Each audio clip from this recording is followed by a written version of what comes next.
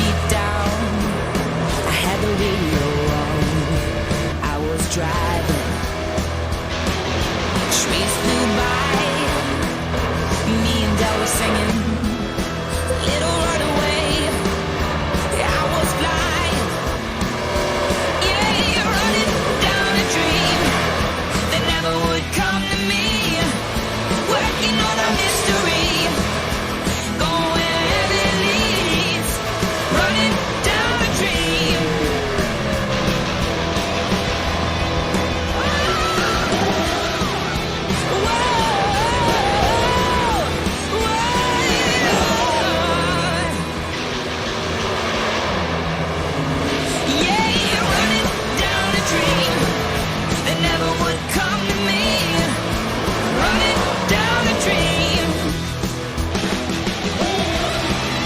Rock and roll. Hey, my name's Jonathan Ramos, the voice of NR. Jarrett Lundberg alongside with me as we get ready to roll into the 8th round of the NR Cup Series. An interesting season so far, but a lot has now changed just within the last 2 weeks. This series has taken a lot of twists and turns and a lot of unknown paths. Tonight, you're not just winning to go ahead or race to go ahead and win. You're not just racing to go ahead and score some points. You've got money on the line with the dash for cash, and it all goes down tonight. Jarrett, welcome in.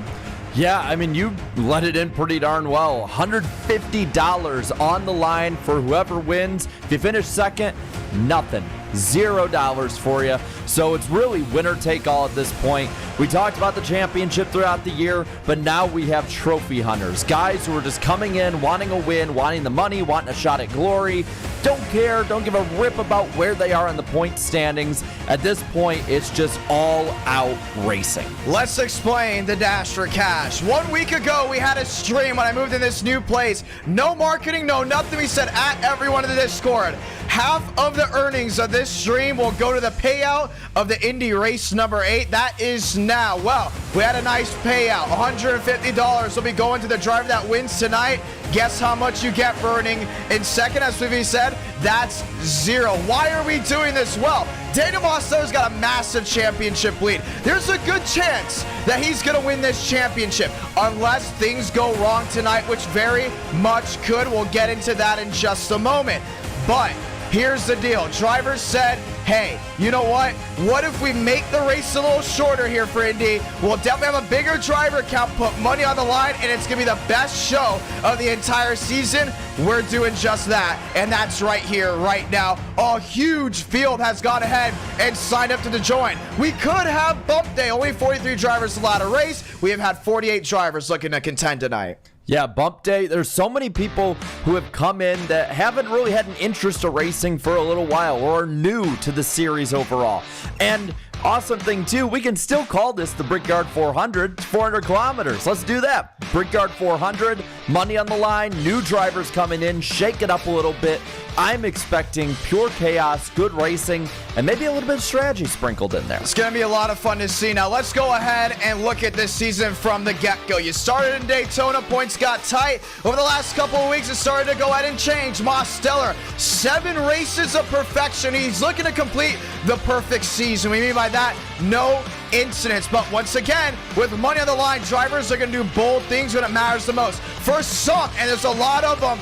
This is their only shot at winning this season, which means one thing and one thing only. You finish second, you won't remember it. You go top of the board, you get everything. And that's going to be interesting to see because Indianapolis, with this car track combo, is a new car track combo, not just the NR Cup Series, but also the NR Night in America. You must ask, didn't we do this before? Technically, yes, but technically, no. This is the newer surface of Indianapolis, not like the Brickyard 400 of last year. You also got to look at it, instead of the old ARCA Aero package, we now have 900 horsepower, which means a lot more off-throttle time, a lot more tire management, and a lot more speed, and that's what you got to keep an eye on here tonight. It's going to be interesting to see how they hold on to it. We've been seeing some rumblings. A lot of the young gun drivers have been quick drivers trying to find a new strategy because, hey, it's now 100 laps. You don't have time to lay back anymore. You're starting back there in 39th. You've got to work your way forward, even though we still have the same rules. Lucky dog, wave around. and no fast repairs. Yeah, and these cars are on the edge of control with this extra horsepower. These drivers are still relatively new to it. You have a lot, like we said, of new, younger guys coming in, people who are going to make bold moves, who are not going to care about what the first 7 races had happen. And hey, we said it before, Daniel Mosteller is a huge lead, but we still now have 3 races with 3 full 43-car fields, at the minimum 43 cars coming into each one of them. So you can't say it's necessarily completely over, because you can still make up the distance if something happens tonight. And with these cars, with how out of control they are, with new drivers in there, you can get caught up in a wreck. We've seen it at Daytona earlier this year. We've seen it at Bristol. You can have a wreck on lap 1 completely take you out of a race that you thought you'd be running up front in. Let's look at the entire dynamic as well here tonight. We still have a lot of great drivers coming in for trophy hunting. Caden Rush is back, the winner of the Garage Guys 499. He is driving the 43 in this race. Braden Movick, who was not scheduled to race, said last second he's in. He's going to go trophy hunt. He's going to look for an opportunity to go ahead and win tonight. More drivers to look at. Anthony Burrows in the house. Spencer Burns. Let's talk about Spencer Burns. It's either you win or you get DQ'd. He has been a menace ever since Darlington. He's defended his actions. Drivers have not. But here's the thing. Spencer Burns almost won the Brickyard 400 last year. He got taken out by Max Swearigan on a restart in turn number 2. Ultimately ended his night, but proved to be a powerhouse at this racetrack. Tonight he rolls in with the Gen 4, with this track. I'm expecting a lot of great things out of him tonight, as long as he can keep that nose clean. It's hard to expect something from him, though, because like you said, if he's not running up front, he's getting DQ'd, or he's crashing, or he's just in the middle of everything. One way or another, whether he's competing for the win or he's caught up in something else, he's going to be the show. In a lot of ways, he's going to be sort of that. Do I go that far? That Ross Chastain type. He doesn't care. He's just going to do what he wants, and he's going to be entertaining while doing it. So I agree that he'll be entertaining. I just don't know if he's going to compete or not. Now, we're going to get into picks here soon, but let's talk about the big thing tonight. We have a unique series. You look at other iRacing series, at least on the lower end of the spectrum, they got multiple winners, but you see drivers already have 2 wins, 3 wins. We have done 7 races with 7 different winners. Burrows won last week, and guess what? Andrew Cooney won that first week. Ever since then, we've had a different influx. We could go 10 for 10 of 10 different winners. Well, a lot of these tracks cater to different drivers, whether it's the car track combo, whether it's what somebody does or where they struggle in comparison to them. And I honestly think we could go 10 for 10. Now, I also think we could see repeat winners the rest of the way. But there's so many drivers in this field who specialize at running just for wins, or at these high horsepower races, or, you know, in the coming weeks at Michigan and Chicagoland. It is a very real possibility that someone who hasn't competed all season, somebody who might have DNF'd every race they've been a part of, is racing for the win tonight or in the next 2. So a very parity-filled field so far, and I expect it to stay the same as it goes. Indianapolis, a fan favorite. Guess what? 10 minutes from now, we're dropping the green flag on qualifying. No driver intros. We'll give you the updates on who's new and not. But let's do that great thing we all love to stick around for. Jarrett, it's time for the picks. Who do we got with our fast forward underdog? Well, starting with the underdog, I think this is one of the most honestly important, but also interesting pieces of the night, because you have so many guys coming in who are new, younger, older, some who just wanted to try it. And this guy has been bad fast. He was fast in practice earlier this week. He's young, he's brash, and I think he might be someone who could crash the party. Gavin Austin, that 38 car. I think he is an underdog tonight. Watch out for that M&M's machine. Let's talk about the stats here for Gavin Austin. A lot of viewers came forward saying they love the Cup Series, but there's no true young gun in the Cup Series. Most of the drivers are over 20 years old. You need someone on the young side that we could root for. Well, guess what? Yesterday in practice, we put Gavin in the car, and he went top of the board, okay? fastest of final practice of yesterday, but at the same time, we've seen Gavin do multiple things right. We've seen Gavin do multiple things wrong. We've seen him lead and blow a tire or his wheel falls off his desk. We've seen it all. For you to pick that one, that one's bold. You know what? I'm going to pick someone that has winning experience on non-super speedways, has winning experience on road courses, and has experience running up front with a lot of people watching on. Let's go Ethan Stanley in the 54. Listen, Todd couldn't make it today, but Ethan Stanley has always been a front runner. Every time we do road courses, our road course crowd comes out. They're always looking for Ethan Stanley. Tonight, he can get it down at one of the most pristine racetracks in the world. Give me the 54, Dunkin' Donuts, top of the board. I think he's going to have speed, and I think especially if this becomes a strategic race, he will be involved in this. So good choice there. Good choice as a sub driver, too, at that. It's going to be interesting to see how this goes down. The big thing is the Fast Four. Well, the Fast Four, I might be a little predictable with this one, but I think this guy's going to be fast. Every time he says, oh, this is a bad track for me. Oh, I might crash in this one. Oh, I will crash in this one. And he hasn't finished, what, lower than 6th this year? Give me Daniel Mosteller. He has to be on this. The man has a 59-point lead, and that's how many points you can make up on one driver in a race. He has been dominant this year. He has been consistent. He has done everything right. I don't see a reason why he wouldn't do it here. I think that's interesting, but I'm going to be bold. You know why I'm going to be bold? We went to Bristol, and we thought, hey, at Darlington, everyone said we need a faster pair because we might have a wreck early on. We never saw one, right? We go into Bristol, Netco takes out 20 guys, and we both look at each other and go, oh no. Are you serious? Oh no. You can't be serious. How does that happen? Here's the thing about Indy. We have seen issues on this front straightaway multiple times, whether it's on a restart or coming back to the line to complete a lap. Where does it happen? Right when they get to the yard of bricks, because what happens is one driver goes to the inside wall, and that wall is tight, shoots back up, takes out a lot of guys. I would not be surprised if you have a big one. And if there's someone that knows how to win in any scenario that is uncommon, it is Andrew Cootie. And he's going to be a big factor tonight if things go south. Give me the 24. I could see that happening, but he's really only shown winning speed so far at the super speedways. I think he could run top 10 in this race. I think he's currently, I believe, 8th in the standings. So he'll be consistent. I just don't know about a top 5 pick. This is going to be something I want to talk about real quick. And the only reason why I have him here is if you could, I'm going to ask you this question live. If you could see Andrew Cootie win at any other racetrack that's not a super speedway, any track type, what would it be? Probably a big fast track. Wrong, because he won on dirt one time, and it shocked everyone. It shocked everyone. It shocked me. I don't know how he won on dirt. That's why I have him here, because you never know what he's capable of doing. That's why he's in my Fast Four. Well, I think that you got the numbers right, but I think we got to flip him on this one. Braden Mubik is my next pick. He needs redemption. I think that he needs redemption in this race. A good turnaround. Win $150 maybe? I think he's motivated to do that, so I think he'll be up front tonight. You know what? I like that pick. Muvik's always done a great job. He almost won the Brickyard until he hit the wall. Chad Thurquist walked it off from there, and he's someone you got to look at, but I'm going to continue the run of the trophy hunters here. This driver has won races in NR9 America before, 2 opens. We used to do opens for e-tickets. Man, that feels like a century ago. But you know what? We saw him here earlier, already in practice, top of the board. He was the fastest. I'm going to go Chase Schaffer. No one expected Schaffer to replace Gary Owen. Gary Owen had some issues tonight. Wasn't able to go ahead and join. Schaffer hopped in the car and already top of the board. He's someone to keep an eye on just because you never know what's going to happen.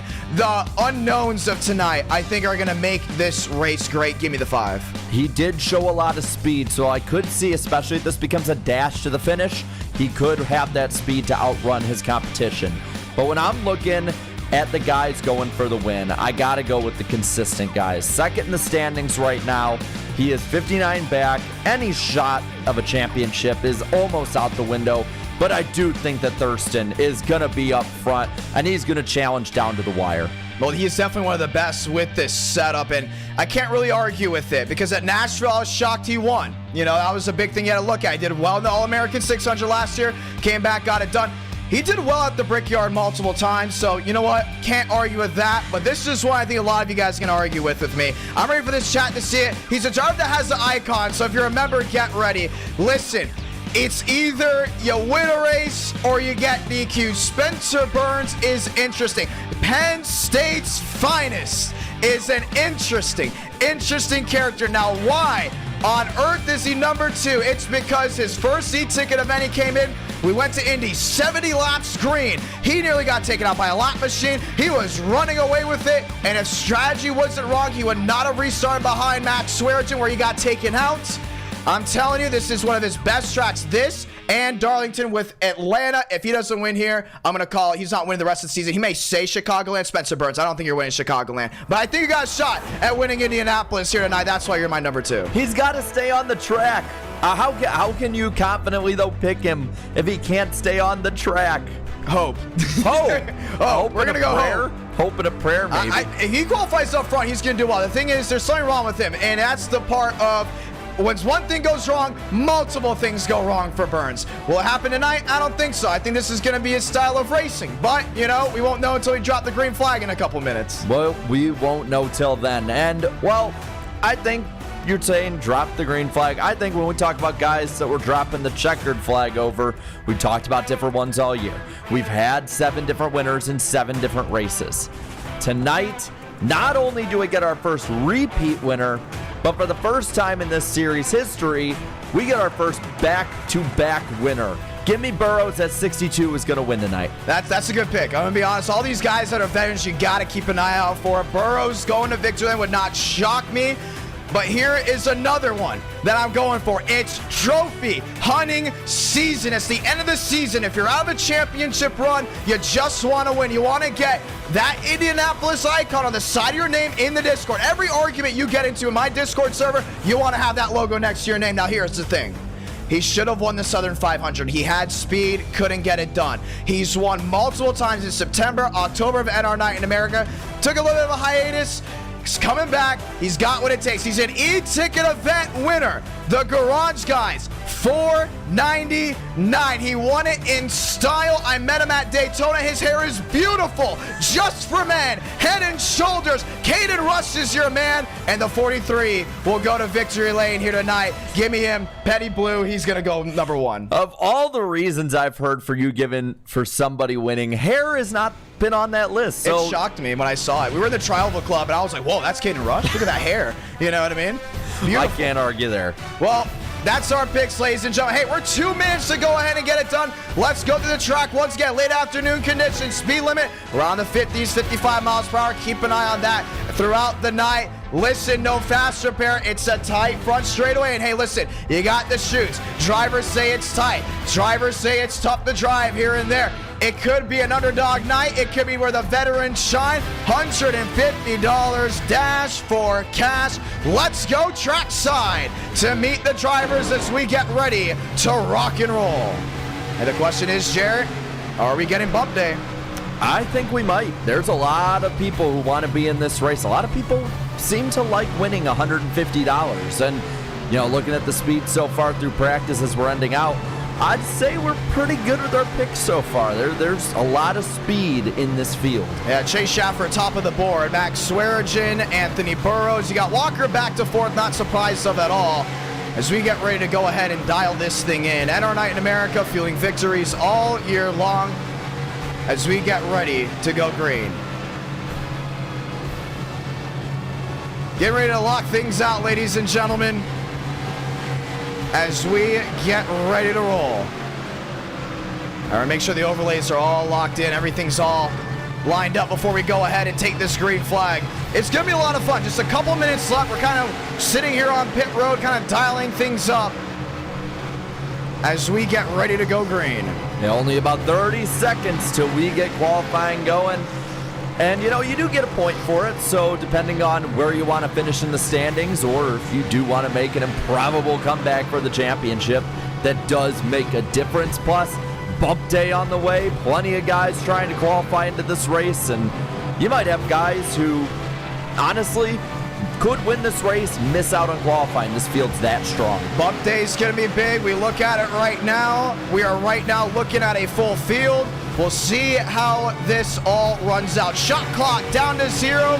How badly do you want to win in the Hoosier State? Let's find out. Burns, 17th quickest. Schaffer, top of the board. Max Swearinger. Swaggy winning on a non-super speedway. It's happened before. But here in prime time, let's find out. Let's find out right now. Let's get ready to go green, ladies and gentlemen. As we get ready to rock and roll from Indianapolis, my name's Jonathan Ramos, the voice of NR. Inside, David Joyner.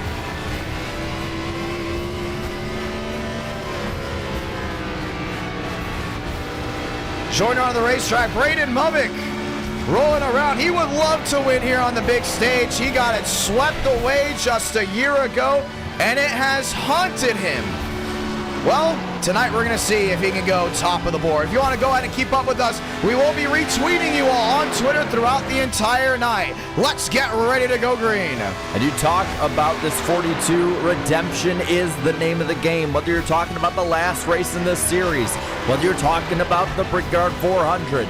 Now we watch 16 go around of King, and they're starting to all put their laps down. Cars going on the track. Across that yard of bricks. It's going to be a lot of fun to see. I want to keep an eye here on King. He's coming back to the start-finish line. I know we all love to talk about the young drivers. The young drivers trying to come in and go ahead and absolutely just wail on everyone else, but King has been an elder statesman of this group. He should have possibly won Atlanta. I'm telling you, keep an eye on him. We didn't talk about him earlier. Hey, right now sitting P2, but how about that driver in the iconic red 9? You know, in every form of racing with the series, you have an iconic number, an iconic driver, an iconic paint scheme.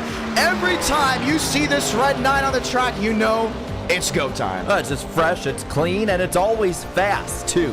That's what really sets it apart. You always see this car up front, and this car right now screams NR Cup Series. Gonna be a lot of fun. Mosteller rolling to the chute of 3 and 4, looking to get it done. Hey, Caden Rush is on the track. How about that one? He's downstairs through 3. Some said he wasn't racing. How about not? You see the chute through 3 and 4, trying to bring that Dodge top of the board. Hey, Matt Swearigan able to go top of the charts. Toyota raining early. So far, 6 got their lap down. Now King up to second. Cadell in second now, both behind the 15 though. Movick P4, Ethan Stanley back to 8th. Cottle, hey, the gold looks great on you. He's down to the chute of 2. Max Swearigan, Max Steinmeier, Jumpman looking to find his way to victory lane. Yet with 19 now going past 20 cars getting a lap down, that 15 still on the pole. The 2 beside him on the front row. Looking throughout the top 10, you got Mosteller in 5th. You got Burns up to 8th. Gavin Austin still in the top 10 in this race. So plenty of guys with plenty of speed. Burrows up to the top 5. Jason Beckman back to the line, brings the Taurus for a swing. He's going to look inside the top 20. That's New Bigging back to the 18th spot. Jackson Carr, 17th. Douglas Newbiggie, just talked about him. Hey, he's still technically a championship contender. TCB, a new ride here tonight. He's got the Camo 25 rolling inside his way through the chute of 1 and 2. He's sliding it out of the corners, too, just like they used to back in the day with this Gen 4 car. Neon 25 with the camo backing. Pretty fitting for this month. Ethan Stanley up to 12th. Gavin Austin back to 12th now. It's still Max Swearigan, Jim Cottle out on the racetrack. Chad Thornquist, defending winner of the 400, will not be able to go ahead and breach the front row. But hey, fast 4 starting spot, something to look forward to. Mosteller down through 3 and 4. Burrows the 4th. Mosteller looking to put down another solid lap. Loose off the corner, but keeps it underneath him. He's going to have to go ahead and hold on to that. We've been seeing a lot of these guys talking about how different it is compared to the ARCA car. Really about the throttle control. You got to keep an eye on that. TCB up to 7th. Mosteller to the line. Hey, Dash for cash. You know, he's one of the drivers that said, and he doesn't have to do this. I want to preface this, but he told me this privately. He said, if I win the money, just double it for an e-ticket or for the next week. So keep an eye out for that.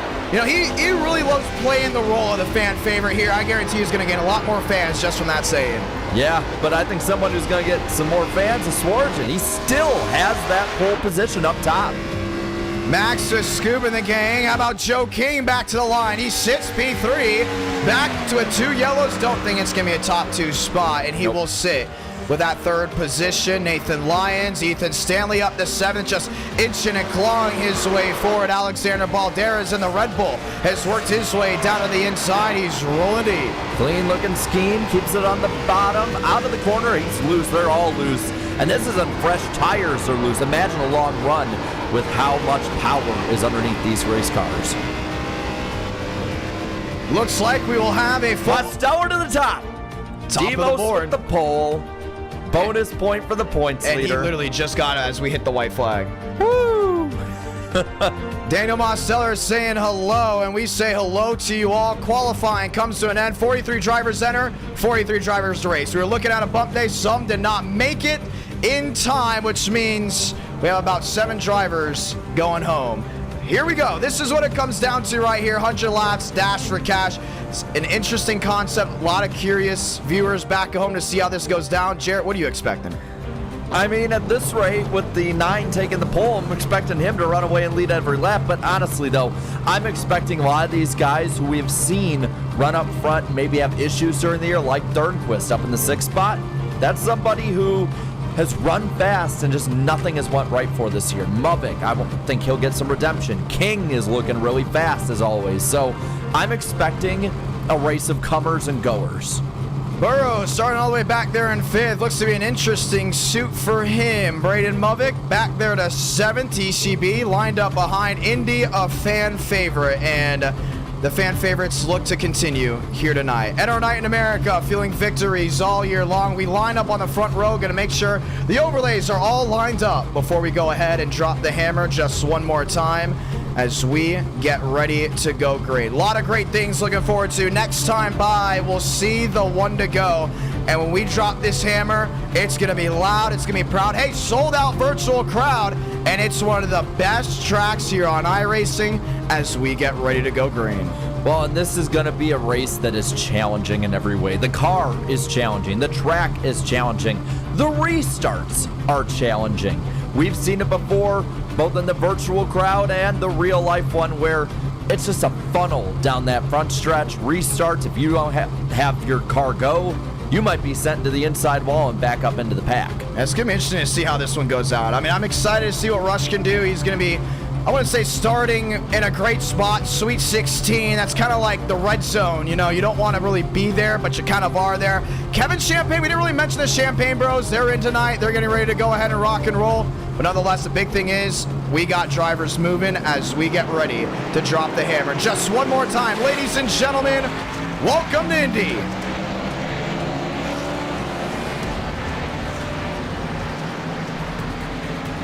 And our night in America, feeling victories all year long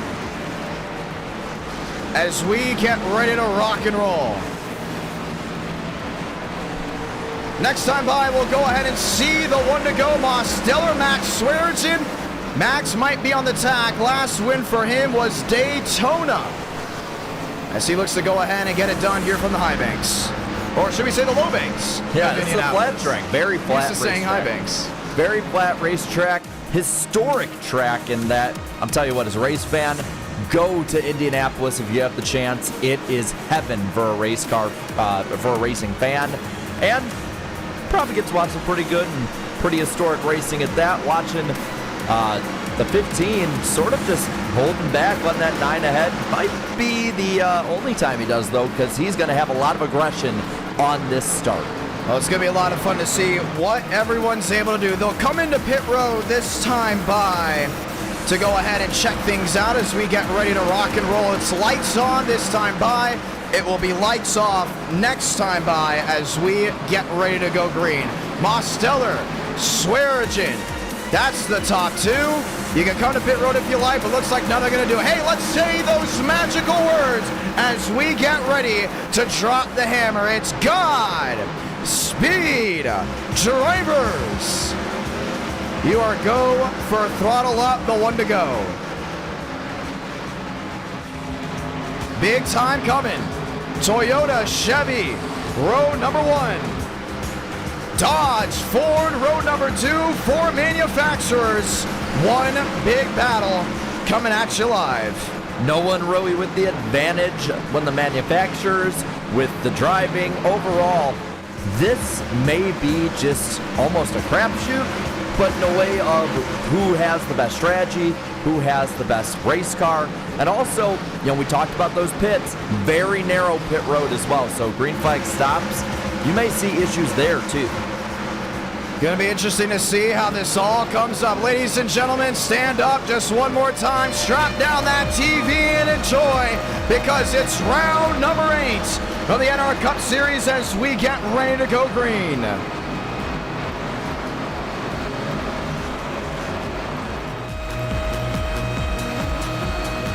Will the 9 continue its reign on this season? Will Max Swearingen become number 8? What does Cottle have to say? What does King have to say? Beautiful crowd on hand, lights off, which means one thing and one thing only. It's showtime from the Hoosier State as we get ready to go green.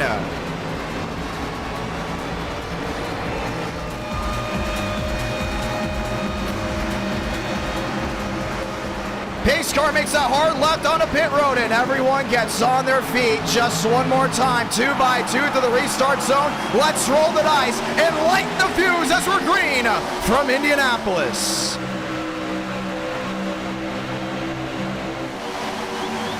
Rolling down into 1 and 2. Mosteller is able to clear Max Swearingen as the 15 files into second. That's Jim Cottle right behind, back to third. It's Burrows. It's King locking up the top 5. Third up to 6. They rally back down off corner exit. Orderly start among the leaders, but the 15 not letting the 9 get away. Demos goes low to break the draft, while the 15 of Swearingen follows a car length behind. Veteran move, trying to figure out how the drafting point's going to be on the backstretch, but it's Bowtie leading back to 3. Swaggy is there, just watching behind, but to the shoot at 3 and 4, it's all Coca-Cola coming off corner exit. Top 4 have a bit of a breakaway. Burrows looking underneath the 2 of Cadell. He's not going to have enough momentum to get him now. To the line, Demos leads lap 1. That 9's going to go ahead and cross the yard of bricks to get it done. It's Burrows back to 4th, Ethan Stanley back to 8th. Braden Movick under fire, but has that 48 right in front of him. He jumps to the outside to try to get a run. Not able to get it done. He mires it back in traffic. That's back to nose to tail. Side by side, the 25 and the 15. That's the battle for 11th. They're the first battle on the racetrack. Underneath, Schaffer looking, trying maybe to get both. Nope, he drafts with Thurston. It might be a deuce 3 wide. That's William Schmidt behind as well, looking for a rally point. Not able to get it done. Schaffer all the way back to the outside lane. Has to slam on the brakes before running in the back of the 25. Drops it to the inside. It's back wheel to wheel. This track is like Martinsville. You can get stuck out of the groove, and Baker is at the moment. He's going to go down, below, behind the 5. Now he's in. He's going to line it up, back nose to tail. Who's on the move? Walker to 9th. Movick the 7th. King in 5th. Max Swearingen is knocking on the door there, that race leader. He backs it up early into corner entry. We talked about turn 2. That's the trouble spot. They put it back to the short chute. Those front 4 got away, but they're joined by King now in 5th. He is caught up to the back bumper of Burrows. Now Swearingen trying to get behind the 9. He's making up time. 17 the difference, 16 the difference. He's in the draft and he's there. He's looking to go ahead and bring the fight forward. The deuce back to 3rd. That's 3-9 the difference. You got Burrows. You've got Cottle just watching behind. Max taking his time. Fast 4 still stays the same. That 15 has it on the bottom well. He gets a little further ahead of that 2 car, who has the 62 of Burrows all underneath him. They're all going to work their way back to the start-finish line. Gavin Austin back to 14th, lined up behind Caden Rush. Might be under fire. Jason Adana, Nathan Lyons shoves that National Guard Chevrolet to the bottom of the Coors Light Dodge, and he's going to take that spot right back. Up to P17 now for the 88. Dodana back to 18th. Behind him, Schmidt up to the 19th spot. What's great about Indy is you can watch multiple battles around the racetrack when it gets spread out, but Brower has not been happy that he hasn't found victory lane. He closes back to the rear end of Rush, not able to get anything done. Burrows 4th, King 5th. You still got Chad Thornquist back to 6th. It calms down now as they look to get green flag laps in. Behind these guys, Justin Champagne's up to 19th, past Schmidt, who's in 20th. Now just trying to stay orderly and pick them off one by one. Let's look back to the front of this field. King there in 5th, watching on. Max Swearingen nearly had a rally into that outside wall. He went way wide off exit. King has under pressure. That's going to be Thornquist behind. The 48 dives it to the inside. This This 48's been fast all year, and this is no different now. Needs to close out the deal. Seems like he cleared him off. He's going to go ahead and find a way through. Opens the door for Braden Muvick back to the inside, and that's going to be the wheel-to-wheel for the position. Behind, it continues on. He shoves his rear end across the contact. mound. That's Ethan Stanley around to the inside. Saves it, keeps it going, but he'll lose a lot of spots, but not his race. Falls back in to the 9th position, it looks, on the track, but still racing. That could have been disastrous. We also saw what looked to be Joseph Armstrong catching a machine back towards the rear end. He went for a slide and held onto it. We stay green. Third-Quist lined up back to 5th. Who made an upwards move? That's Anthony Burrows. His Dodge rallies back to 3rd. Up front battle for the lead. The 15 has caught the 9, less than 1.5 behind. Only a 10th now between the top 2. Max would like to find his way through. 6 up, 6 down. If you're just joining in, we say welcome as it's rush hour here from Indianapolis. The Brickyard 400, 100 laps to see who's going to get it done. It's Cottle downstairs that's lined up. You can just see how those right sides are just all sticking out. Burrows is flying up there in 3rd. There's Cottle in 4th, and Thornquist 5th with Muvick right behind him. These top 6 strongest so far tonight. Ethan Stanley recovering in 9th. And now they go through 3 and 4. Joseph King has dropped like a rock. He was up inside that fast 4 for the moment. Now under pressure by Walker, just inside the Elite 8. The Monte Carlo just rolls its way back to the rear end of the Fusion. Still lined up nose to tail, no difference. We may have just seen Spencer Burns catch that outside wall. They're still lined up. That's going to be Thurston right behind looking for the pressure. This is the battle for 10th now. The 14 all over the back of the 06 with Schaffer right behind him, really loose, keeps it under him. Well, they're all lined up. How about a move for a position? Benjamin Walker to the inside of King. He's been aggressive since the start, and it's been working out. Right side of your screen, you can see who's moved and who hasn't. Burrows up 2 spots, Walker up 2 spots, Thurston up 3 as drivers starting to shuffle the deck in the top 14. Down low goes Stanley, trying to get the 8th spot, make up some more spots. He's got it down low. Is he going to clear him off? He is. He's going to try to get it done. Easy in, easy out. Can now start the lot back to the 16. Max Swearigan is there to Daniel Mosteller. He has rallied back to that rear end. Looks to the inside. Battle to the lead. Running back to the yard of bricks. The Coke car versus the Mystery Machine. Through the line. Demos leads the lap. Swearigan has position. He gets it. The 15 is to the lead. He just threw it on in there and prayed it would stick and put the 9 out of the groove, which allowed Burrows to jump to the inside. Dodge with a shot. Up the 2nd. Max Swearigan top of the board from Indy. And pulling a bit away now. A little under 2/10 is the lead. Burrows falling behind though, starting to make it up. How quick do things change here from Indianapolis? From 1st to 3rd, that went your race leader. It's still Cottle back to 4th watching on, but for Max Swearigan, it may be short-lived. Burrows is there, he's hungry, and he's ready to fight. Well, this 15 is strong through 3 and 4. You see him pulling away now a little bit. The exit, not as much, but down to the line, the battle between the 15 and 62. It's been an intense opening 8 laps here from the Indianapolis Motor Speedway in our Cup Series round number 8. Burrows will not wait around. He closes right to the rear end of the Camry. Looking, peeking, applying the pressure. That's back to the chute of 1 and 2. He keeps it low. Only 1.6, 1.5 is the difference. He's a bit lower than the 15 on entrance, but off the corner, it looks like he's got it too. Max Swearigan has got to watch out, but Burrows has got to watch just in case Mosteller or Cottle decide to make a move. It's the deuce downstairs. Mosteller with a blink, wheel to wheel. That's the battle into turn 3. And they stay side by side on exit. He doesn't clear him. The 9 and the 2 side by side, dead even into 4. Now he has position. Now he has it clear. Double digits getting ready to go top of your left screen as we get ready to go ahead and roll it back to the start-finish line. Burrows is hungry. Burrows is down to 11 with the distance to the 15. 90 laps to go. That's this time by. Your most recent winner versus an underdog. Up front, Swearigan, the underdog, keeps the lead. Loose off the corner up high. Burrows right up onto his back bumper. Don't look now. Chad Thornquist on the move. He's to the inside. It's a bow tie battle for the fast 4 spot. Thornquist has been rolling hard. He's had this date circled. Why's that? He knows this is one of his best tracks. Don't look now. That's bringing Muvick back to the rear end. Not knowing which to go with, he's going to follow the 48 down low. They continue side by side. just about cleared him. He does. And that's going to bring wheel to wheel right behind Mavic. The 2-for-1 Mosteller has dropped like a rock from first to sixth in a matter of 2 laps. Anthony Burrows is tired of waiting. He's right to the rear end. 8 the difference, 7 the difference. It's wheel to wheel heading down to 1. Having position in the corner, he gets down low with an incredible amount of speed. Has the lead, the crossover by the 15 down low. Max Swearinger will not lose that grip there on the lead. He's lost the lead for now, but he wants it back. Doesn't drive it in deep. Bates Burrows to get it done. It's Dodge, top of the board for the rectangle here in Indiana. You can see all the top 3 turning right to get out of the corner. They're so loose. Cadell has now joined this battle. Half a second between the top 3. Dodge, Toyota, back to Dodge, top 3. Chevrolet just holding on to the fast 4, but they got 2 more machines behind them. Mavic to 5th, Mosteller to 6th behind. Look at the convoy. It's still King holding on.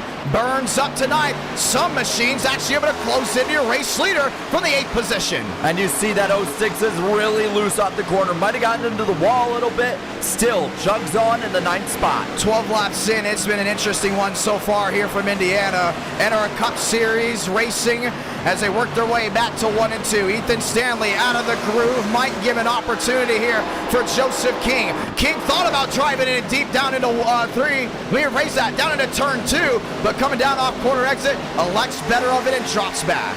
But still under pressure. That 16 putting all the pressure on the Duncan Toyota. Now down the back stretch, the 06 of Burns pulls up on this battle. Nobody getting away from anyone. Walker back to 12th. White might be under fire. Caden Rush under fire indeed. That's Gavin Austin in the Fusion. That has closed on in. That looks to be Matthew Brower looking for a peak. You still got time, but at the same time, you don't want time to run out. Back to the line. Walker to 12th. Thurston to 11th. Chase Schaffer up to 10th. We've seen this deck shuffle before, and now there's a whole lot of green in that top 20. You can throw a blanket over them, though. They all are very similar in speed. It's about who makes the mistake. Look at that loose car. The 33 of Walker still loose, and now Baker looks underneath him. We know handling is going to be an issue, and TCB would like to fight his way through. He's brought that Chevrolet to the rear end of the Old Spice 33. Still looking for a way through. All the way towards the back end, he got more blocking. That's between the brothers. Justin Champagne, Kevin Champagne. Kevin Champagne got it done at Charlotte earlier this year, just inside that top 20. We saw that gold 2 car up front. If you remember that race, it was 2 brothers taking each other out. We might see it again between these 2.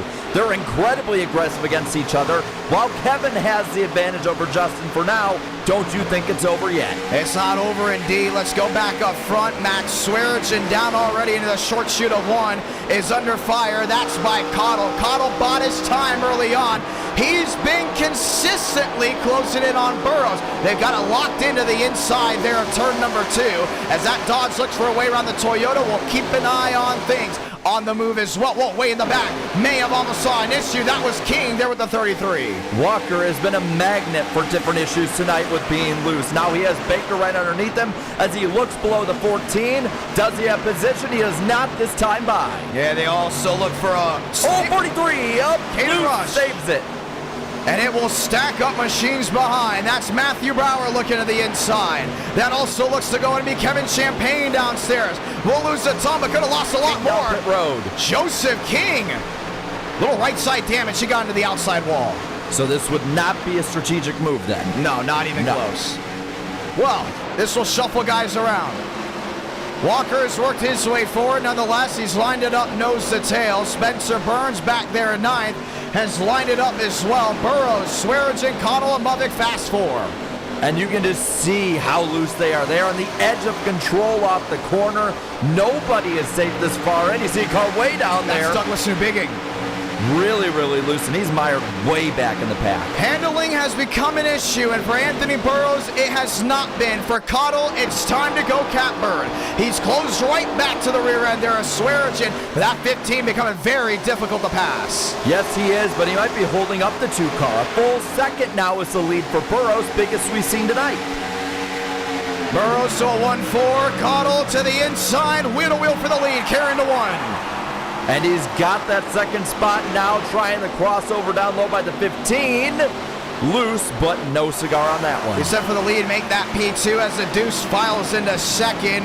Braden Movick, Chad Thirdquist, you got Daniel Mosteller back there in sixth, have all lined out. That back end of the pack, it's getting tough to go in and hold on to it. Lions to the inside of Matthew Brower. That wheel continues. It's getting dicey between these guys. Still side by side. The 88 has the spot. He's clear. Now the 43. Oh, he gets into him. Brower around Rush. He's going to move him. 43 up in the wall. And the caution's going to wave. Caden Rush.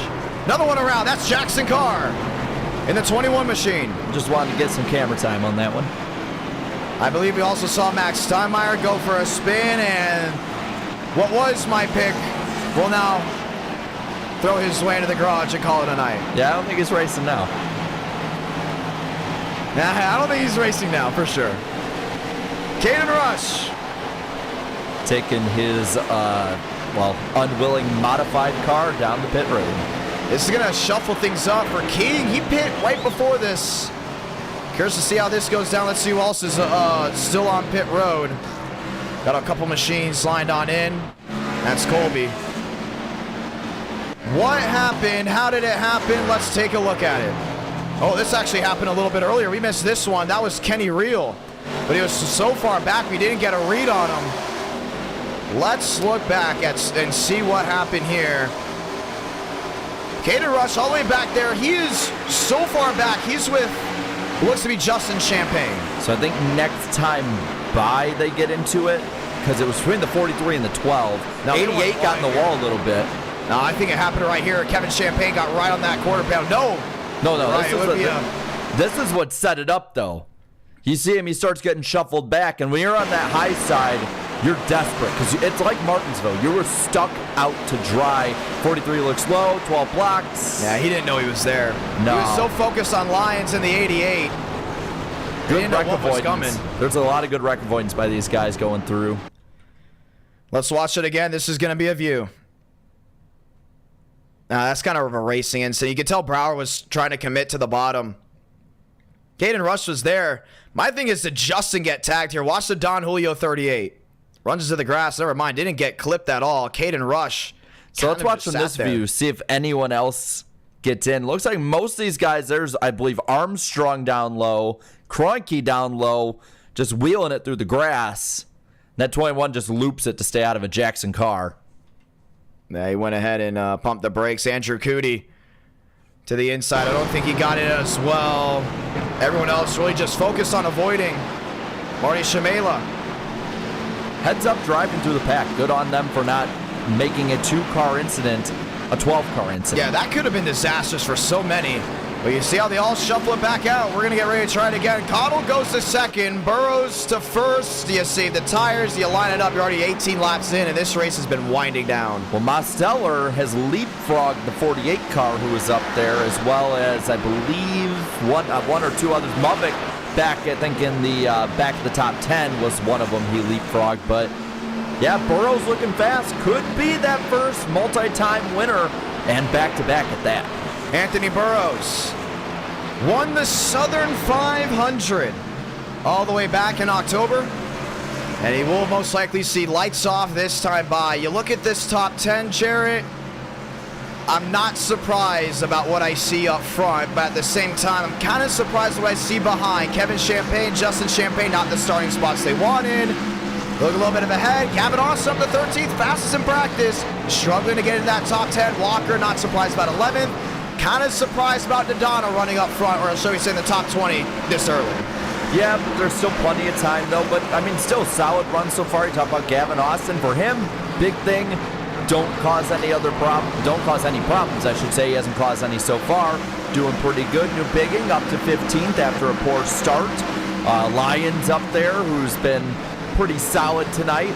But as they line up, coming around half a lap till they go green, the 62 and the 2 look to be the strongest out there, and now they have all the rest of the cars out of the way. It's going to be a really interesting fight for the lead coming on this restart. We got Walker up behind, 2 by 2. Let's rally again here from Indianapolis and our night in America.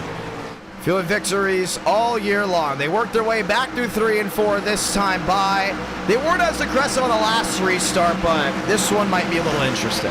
Yeah, I'm going to say it's going to be pretty interesting on this one. I mean, you now know what your car has on this short run. You know you got to get them early on the restart because of how hard it is to pass. So you might see desperation. I would say if we're going to see something, it probably is coming from the middle of the pack. Cottle to second, Swearigan to third, lights off this time by Dodge on Dodge. That's row number 1. Swearigan Mosteller back to row number 2. Pace car filing onto pit road this time by as we get ready to try it again. The question is, who will visit victory lane?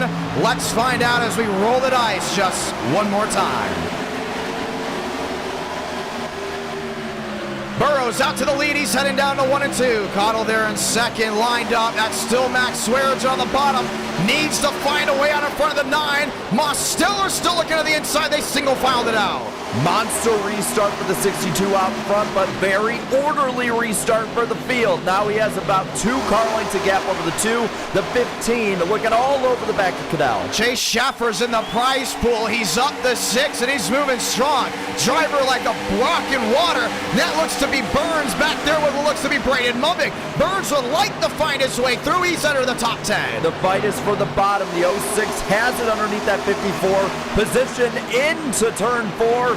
But it looks like they're going to still be side by side in the front. Ethan Stanley would like to clear. It's still not going to happen. Burns might file in line. He does it. He sticks it to the bottom. Now we'll be forced to go single file. Who's on the move? Thornquist to 5th. Schaffer still mired back to 6. Max Swearigan, though, has lined it up. They're all single file back to the chute of 1 and 2.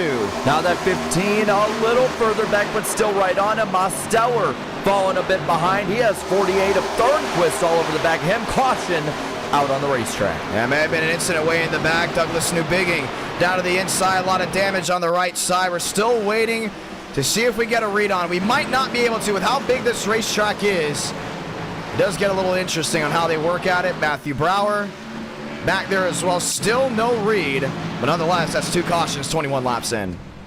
Still pretty orderly through the pack. You see some damage there on Skipper's car. Matt Skipper, Timothy J. Moore finding his way through. Still David Joyner, maybe without an incident. May have been heavy on that trigger. But nonetheless, we get the caution, and we're going to go ahead and see exactly what happened. Look back to Newbigging. Side by side with Justin Champagne through 1. Gets loose a little bit, but nothing out of the ordinary. Oh, he gets into the wall. He puts him in the wall after getting loose. That's a good call to throw the yellow. That's right in front of a ton of machines. I think that was the only 2-car incident. You saw Newbigging went low, and that's what went ahead and sparked the yellow. Newbigging third in the points coming into this race, but struggled so far. Yeah, he's been struggling a good portion. I mean, he's been rallying back for wins, but we've seen him really having a tough time through traffic. Watch it again. I don't know if that's Justin coming up or Newbigging coming down. There's not a lot of room up there near the wall. Nonetheless, the caution will wave, and we'll get ready to try it again. Still really orderly through there. A lot of people minding their P's and Q's. Not turning 2-car incidents into 15-car incidents. Now, last time we had an e-ticket event here, it was the Brickyard 400. The 2 went ahead and led the most laps, the 2 being Spencer Burns, and all of a sudden an issue happened. We've seen it before here on the sim where it looks like things are going to go smooth and calm, and the next thing you know, trouble happens for the drivers up front. Do you expect something like this with this Fast 4, or do you think this is going to be the main Fast 4 the rest of the race? I mean, I've said before that I thought certain people would stay up front and then stuff happens. So I think getting a very long green run, that's what's going to take to know. So far, I would say the top 2 I like, but I like Thornquist. I like Schaffer. And Thurston too, and to be fair, Mubik has been pretty fast. Honestly, it's the 15 and the 9 who are really, I think, capitalizing on these short runs, because the longer it goes, it seems their cars start to go away. Yeah, it's interesting to see. I still want to keep an eye there on Schaffer. He's back there in 6. Baker back in 12th. Schmidt back there in 11th. Austin, Lyons. Vila's just cracked the top 20. We have not mentioned him at all as he gets ready to go ahead and roll this one forward. Dennis Skipper will go ahead and be the lucky dog. We'll work our way back to the start-finish line this time by. Ladies and gentlemen, 1 to go. 2 cautions in the books. A long green flag run, a quick caution right after as we get ready to try it again. Lined up 2 by 2. Stanley back to 10th, Burns back to 9th. Cottle lined up wheel to wheel. Does he have anything for Burrows? Is it Dodge's night to go to victory lane? Looking like it so far. I mean, they have been bad fast. Whether it's an old, looks like an Intrepid or a Charger, either way, they're pretty darn fast tonight. Thornquist back there in 6th. Burns back to 10th. Nathan Lyons, TCB. Lock and load just one more time. We rally back to the start-finish line to go back racing. Anthony Burrows has led the majority of this race. Let's see if he can close it out. Green again from Indianapolis.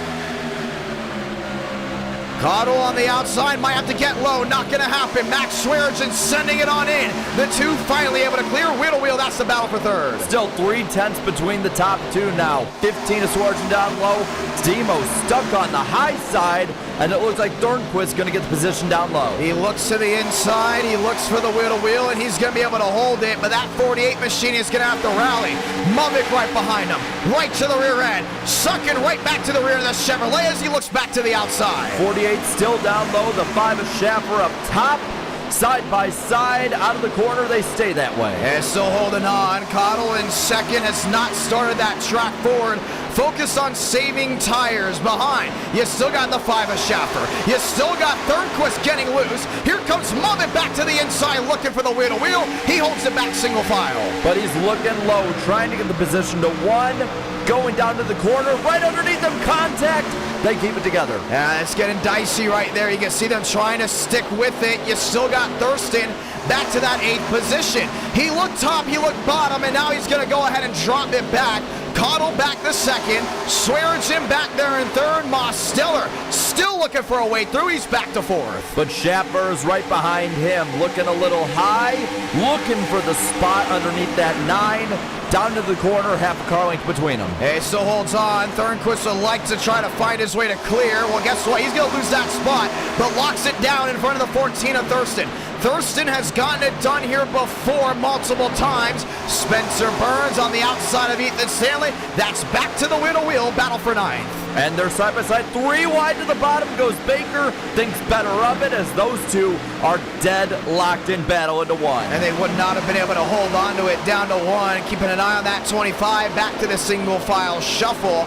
Max Swearinger has worked his way into 3rd. Chase Schaffer's worked his way back to 4th. Under fire, that's Mosteller creeping on in to the Kellogg Chevrolet. But you got Braden Muffet coming up behind him. Only 3/10 between them. The 42 been bad fast in this run. The 48 right behind him. They're all under a blanket as they go through 3 and 4. Chad Thornquist lined up on the bottom. He goes right below that white line. He's still got Thurston behind back to 8th, who starts really throwing it back on in. Cottle has closed it into a 24. He starts that track forward on the Dodge. The 2 car has been golden so far this race in many ways, and now pulling right up to the back of the 62. Only 2/10 between them. A little easier entry in, but he's attacking off. Everyone in the top 17 has won some type of race in the NR Night community. You look back forward, make it top 18. Joseph Armstrong just tracking there in the 20th. They're all still lined up back single file. Chad Thornquist struggling to make his way into the fast 4. Up top though, bad for the lead, only a 10th now between the top 2. The 2 car again, easier entry than Burrows, but gets a better exit. Smooth on exit indeed, and he's going to really creep back in and might go single digits as that Dodge works on the other Dodge in front. Anthony Burrows will be under fire as they continue their track on forward. Back to the start-finish line. Burrows 62. Cottle in the deuce, lap 28 out of 100. He's just keeping pace with them now as they go into 1. Again, easier entry into the corner, but a roar roaring run off, and he is catching up to that 62. Still lined up, single file. Schaffer back to 4th. Thirdquist back to 7th. Spencer Burns back there in 10th. Ethan Stanley has just shot it back to the rear end of James Thurston. Still struggling to get inside that fast four, nonetheless, inside the Elite 8. Yes, he is, and he is right up behind that 48 too. Again, if you end up having a bad run off or somebody gets you out of the groove, you're going to have somebody else coming right behind him. Cottle's now looking to close back in there to Burrows. Burrows is holding it right back down to that white line. Dodge, Toyota, Chevrolet.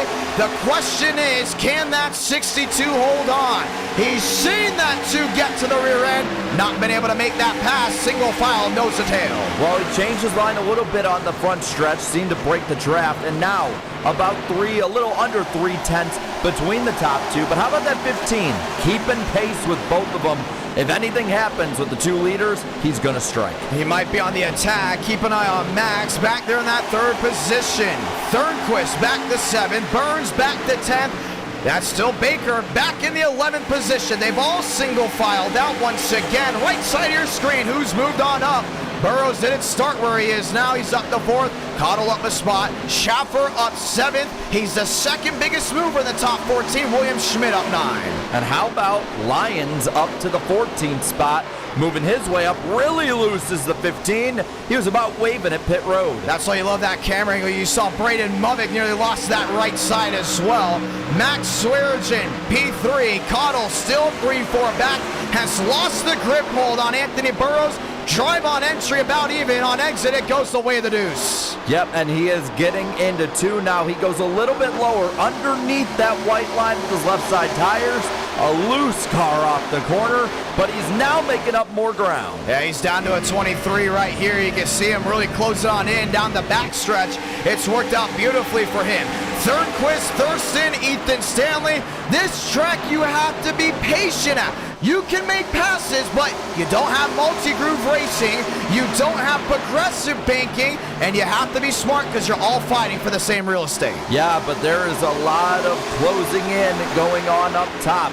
The 2 is pulled away from the 15 and the 5. He's up right behind, 2 tenths behind the 62 up front. 2 Dodges fighting for the lead. Mosteller's closed on into Schaffer, now half a second, but Schaffer has closed on into Max Swearigan. Just 3 to difference from the Toyota to the Chevrolet.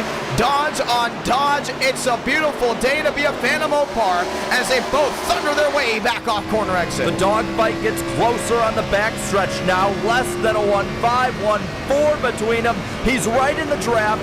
Entering 3, he enters a little bit easier. Is he going to get the run off? Oh, yes, he is. Down to a 17. Able to beautifully hold on to it. Still that 17-16 difference. Cottle's got a shot at taking this lead. The question is he able to hold on to it coming down off corner exit if they go wheel to wheel? He might, but right now he's pulling up right behind him again, even closer than he was last time. He can smell the lead now. Yeah, he's really closed that gap. Still top 2 have lined it on in. Mosteller, Movick, Chad Thirdquist locked it back to the inside. Cottle's still looking for a way through, but Burrows has got it landlocked downstairs. He does, but that 2 is getting a little bit lower, entering and exiting. Right behind him, closing in down the backstretch. If that 2 machine gets on by, we've seen it before, it's going to be hard to catch him. Cottle down within a 12, back to a 14, taking it easy on entry to go ahead and drive it off 4. Think he's taking care of his tires too while he's at it? Maybe, maybe not. Either way, fighting for the lead up front.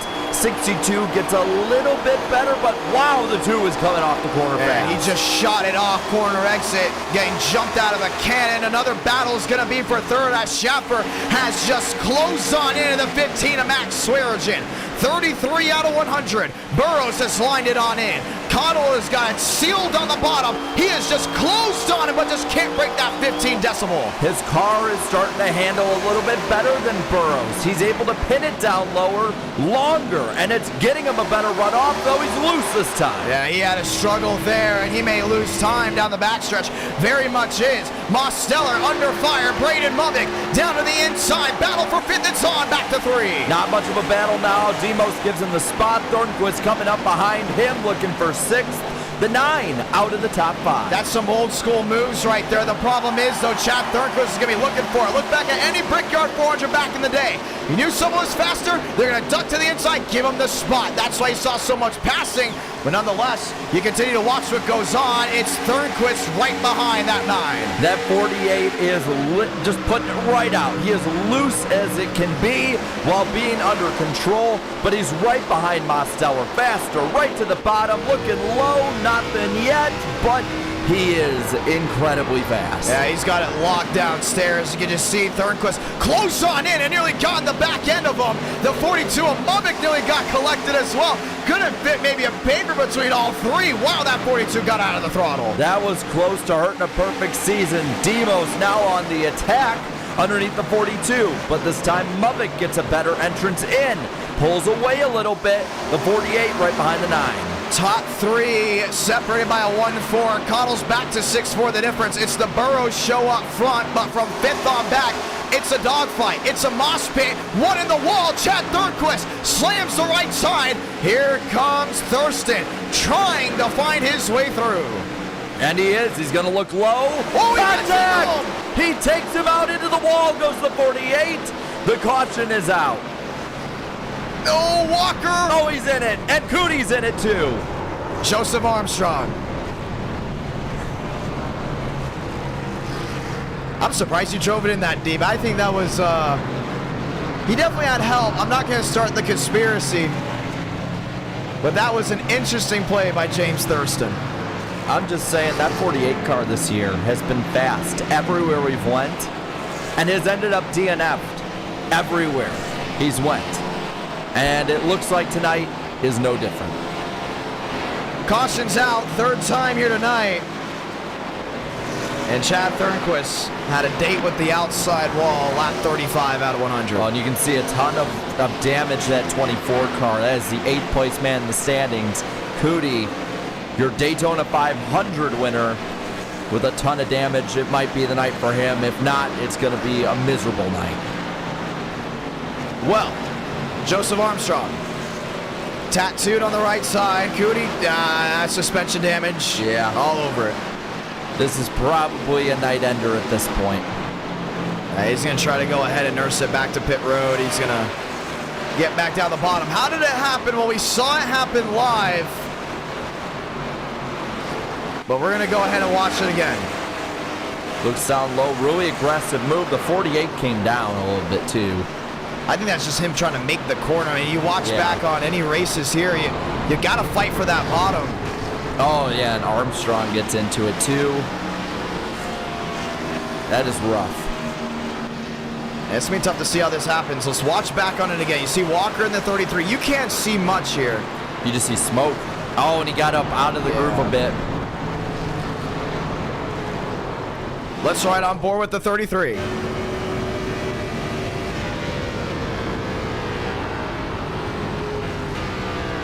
Yep, right there. That's that. Yeah, he definitely hesitated.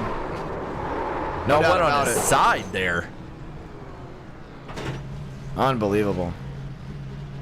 Absolutely. Just had to go ahead and hold on to it. Absolutely rough. Though, either way. I don't want to say it was on purpose, but we saw how Thornquist raced a little bit earlier. Let's watch it one more time. Thurston to the bottom. Same real estate. That's exactly what happened. Yep. It's like magnets coming together. 37 out of 100. Chad Thornquist on pit road. The question is, who's going to win the race off? Jim Cottle getting it done. Puts Burrows to second. Puts Stanley to third. And they will shuffle the deck. This is going to be a very important restart. It is, and that is impressive, though. The two now, we're going to see, does he fire off the same way the 62 does? Because Burrows has been getting great restarts, and it sets the tone for every run. Now, being in that unfavorable position on the front row, it's going to be really interesting. Yeah, I'm curious to see how this goes down. You look back a little bit more, you got Spencer Burns, you still got the 88 machine, Nathan Lyons. He's been pretty quiet. He's seen a lot of action, though, but for Cottle to go top of the board, I'm curious to see how this goes down. We talked about Ethan Stanley before. He's one of my underdog picks, keeping on that Duncan Toyota. Schaffer to fourth, Massaro to fifth. And it's been very interesting, nonetheless. And did I read that right? Gavin Austin is in the top 10. Yeah, you read that one right. It's right there. I don't know about you. Maybe that Eminem on the back has the right idea screaming like that. Yeah, well, he has every opportunity to win this race. If he wins this race, it's gonna be interesting to see what that Discord chat says. A lot of people will be in favor for it. We've seen the veterans, the older drivers really just dominate, but I'm interested to see this one because listen, you get the restart right here. Hey, listen, 1 to go, ladies and gentlemen. We're going to fire it back off into 1 and 2, and every late restart, it's going to get more and more aggressive. Let's go over it. Schaffer to 4th, first race of the season. Stanley, trophy hunting part-time, there in 3rd. Mosteller back to 5th. Lyons, trophy hunting. Gavin Austin, trophy hunting. No one here is looking for 2nd. No, not at all. And you know what? For the first time tonight, looking back a little further, for the first time tonight, I've seen Frank DeAngelis in the top 20 back in 14th. Yeah, he's really worked his way from the rear. Very quiet as well from Frank. A very loud person being quiet at Indy. Really interesting to see how that goes. Yeah, we still have 62 laps for him to be very loud by the end of this. Spencer Burns 7th. Baker back to 9th. Schmidt 11th. Dodonda back to 12th. Kroenke, King, Barry, New Bigging, getting ready to try it again. That bottom line is fired off fast, and it's been the right line to go into 1. Does it happen again? Now we're going to find out right here, right now. You got Schaffer, P4. Keep an eye on him. You got Mosteller, P5. Should be interesting to see how they rally it back, but Cottle is the one you want to watch out for here. A beautiful, beautiful pit stop. Puts the Gold Dodge top of the board. Let's get ready to try it again. Back to the restart zone. Grab it here just one more time because we're dropping the hammer from the Hoosier State.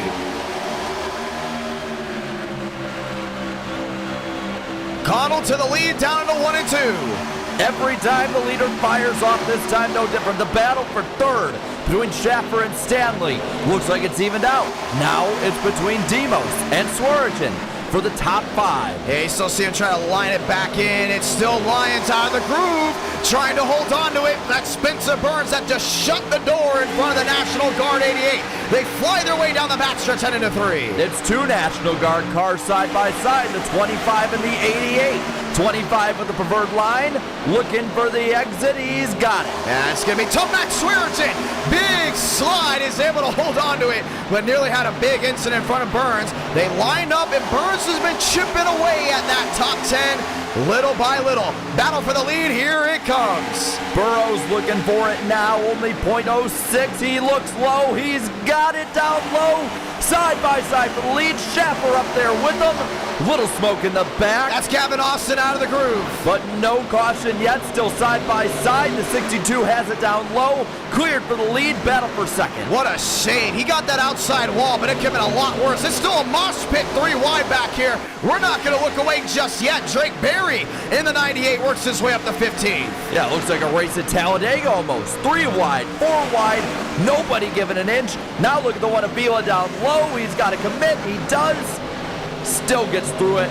No damage, no caution. Molina had to hold on to it. How did they go 4 wide at Indy? We'll never understand. And how they all got off back to the start-finish line is another mystery to unfold. Here it comes, King. Vila. Down to the inside. Vila out of the groove. We're down to the inside. Holds on to it. This is the battle for what looks to be the 13th spot. And he's got it now. Frank gives him the spot. New Bigging looking all right up behind him. Has to check up. And now, off of 1, going down to 2, they're all real loose. We're watching what happened in the back. Here's Cottle on the outside. Your former race leader has dropped like a rock to the outside, back to 4th. Chase Schaffer has now worked to 2nd.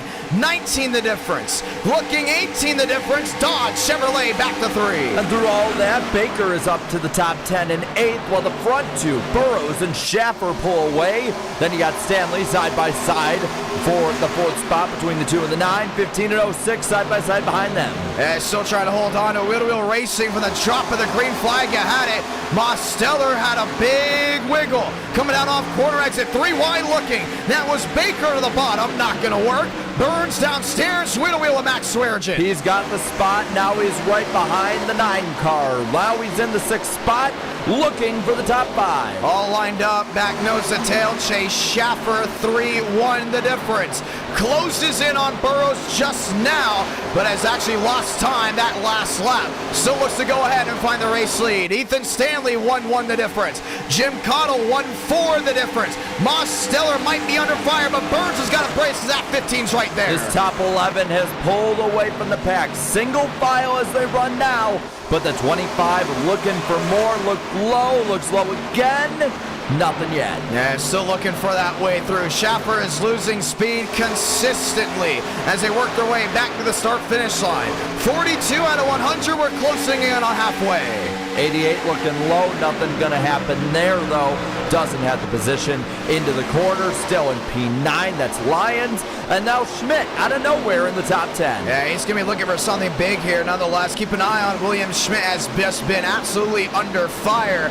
That 79 has worked his way from the back to the front and has now worked his way up inside that top 12. Kroenke, Champagne, another set of machines. It's a mosh pit from about 21st on back, but up front, it's business as usual. Well, looking there, it looks like Demo's starting to pull up to the back of the 2 for the 4th spot. That 9 is not letting the Miller Lite Dodge get away. Lined up, back nose to tail, TCB. Might be giving this spot up to Lyons. Lyons really shoved it on. Oh, he's in the wall! And drops it to the inside. That's William Schmidt downstairs. And welcome to the top 10, Kevin Champagne. Now you heard that thing, I mean, just completely just scrape the right side. We've seen multiple drivers hold their spots for multiple points in this race and they lose 2, 3, 4 positions out of nowhere. It's consistent. If you lose 1 position, you might as well consider yourself lucky. Yeah, it's all about who makes the least amount of mistakes at Indianapolis. A very finesse track. Not like Bristol, not like Talladega. It's one in and of itself, not compared to any other out there, and you're seeing it with who's up front. Cottle to 4, Schaffer 4-3 the difference. This is the difference between first and second. Chevy versus Dodge. That 5 has not been able to prove himself so far today. So far, getting that opportunity and trying to close into that 62 machine. Not looking likely. Kevin Champagne has moved his way on up, down to the inside. Frank DeAngelis all the way near the wall. And he's looking to try and pass Mubbock, but behind him, New Bigging gonna make the move. Frank falling back quick. A lot of giving and taking. New Bigging up to the 15th position. Spencer Burns up to 6. Stanley up to 3rd. Chase Schaffer still holding on in 2nd, but you still look behind. Moss Steller might have company, maybe not. He closes in on Cottle. A little bit, but now Cottle's starting to get a little bit away from him down the back stretch. It's Burns catching him for the 5th spot. Ethan Stanley back in 3rd, 1-5 the difference. Really a no man's land, not closing in, not really losing time. We're still really curious to see what happened to that 2 machine for him to go from 1st to 4th and then went under some heavy pressure. Yeah, he did, but he's maintaining for now. Looks like he broke the draft for a moment with Demos, but down the backstretch, he's about even. He is even. 4/10 behind Stanley, 4/10 ahead of Mosteller. Schaffer, 6-3 the difference. Kroenke back to 12th. DeAngelis, sweet 16. Might have a shot here on Douglas New Bigging. He's still been struggling down off exit. Both these cars handling ill right now. Very loose off the corner. Can't get the throttle down as much as they would want, and that shows. 15th, 16th on screen. Nothing really for him yet. Drake Berry out of the groove, down to the inside. Kind of just trying to get that grip back in that car. Cottle, Stanley, Mosteller, and Burns, top 6. You're working towards halfway. This is where you kind of get the interesting point of the race. Okay, you've had a couple cautions. We have not had a long green flag run long enough to go ahead and have green flag stops. We've seen races at Indy be won off of tire lotteries, fuel lotteries. The question is, do you have what it takes to play the strategy right to find victory lane? Well, really quick right now, 9th, 10th, and 11th. That's a 9th position going to Kevin Champagne over Schmidt. And now Lyons back in the running, looking low, side by side down the backstretch for now. Yeah, William Schmidt won't be able to go ahead and clear him out. Not even close. You can still see Lyons downstairs. trying to go ahead and find his way back around. Forces Schmidt wide, ducks it on in. Wheel to wheel, that carries through 3 and 4. Lyons brings that 88 back to the top 10. Schmidt falls in line behind him, and that's Kroenke catching them both. Yeah, they've all lined up. Kroenke is another one that's really been silent all season. Nathan Lyons able to clear William Schmidt. Schmidt has never won for the Art of Bricks. Looks to go ahead and get it done today, but we'll need some extra speed to get it done. Mosteller back in 5th, looking to close on in. Cottle has caught the rear end there of Ethan Stanley. And he's about a car length, maybe, back behind him. Gets a little bit lower through the middle of the corner, has the run off. Will it be enough to get him by turn 3? Hey, Ethan Stanley doing a great job kind of just holding on, but the only thing is, Cottle's ready to fight, and he wants to go ahead and give that fight back to the race leader. He's already shown to be one of the fastest here tonight, but back and forth, definitely not showcasing the speed he has right now. An easy top 2 driver. Well, he is easily on the back bumper of this 54 Toyota. He's a little bit lower. You can tell the car is handling better, and it shows by how close he gets. Ethan Stanley back there under pressure. Here comes Cottle. Back to the inside. That wheel is going to hold on. Dodge, Toyota. Who's going to get it down to 1 and 2? It looks like that gold car could clear him. No, the 54 looks up top. Still side by side. The 2 has to stay low. He might be able to get something right here. See Collins just hold on to that. Ethan Stanley back to the inside, still holding that wheel off corner exit, make it single file. That 54 looked to have tried the crossover move, but now he's under fire from Mosteller in the 9. Well, you're getting ready to come to that halfway point of this race. Chase Schaffer, 1-2. Boot scoot, he's out, but the only thing is he's lost a lot of time there to the driver in first.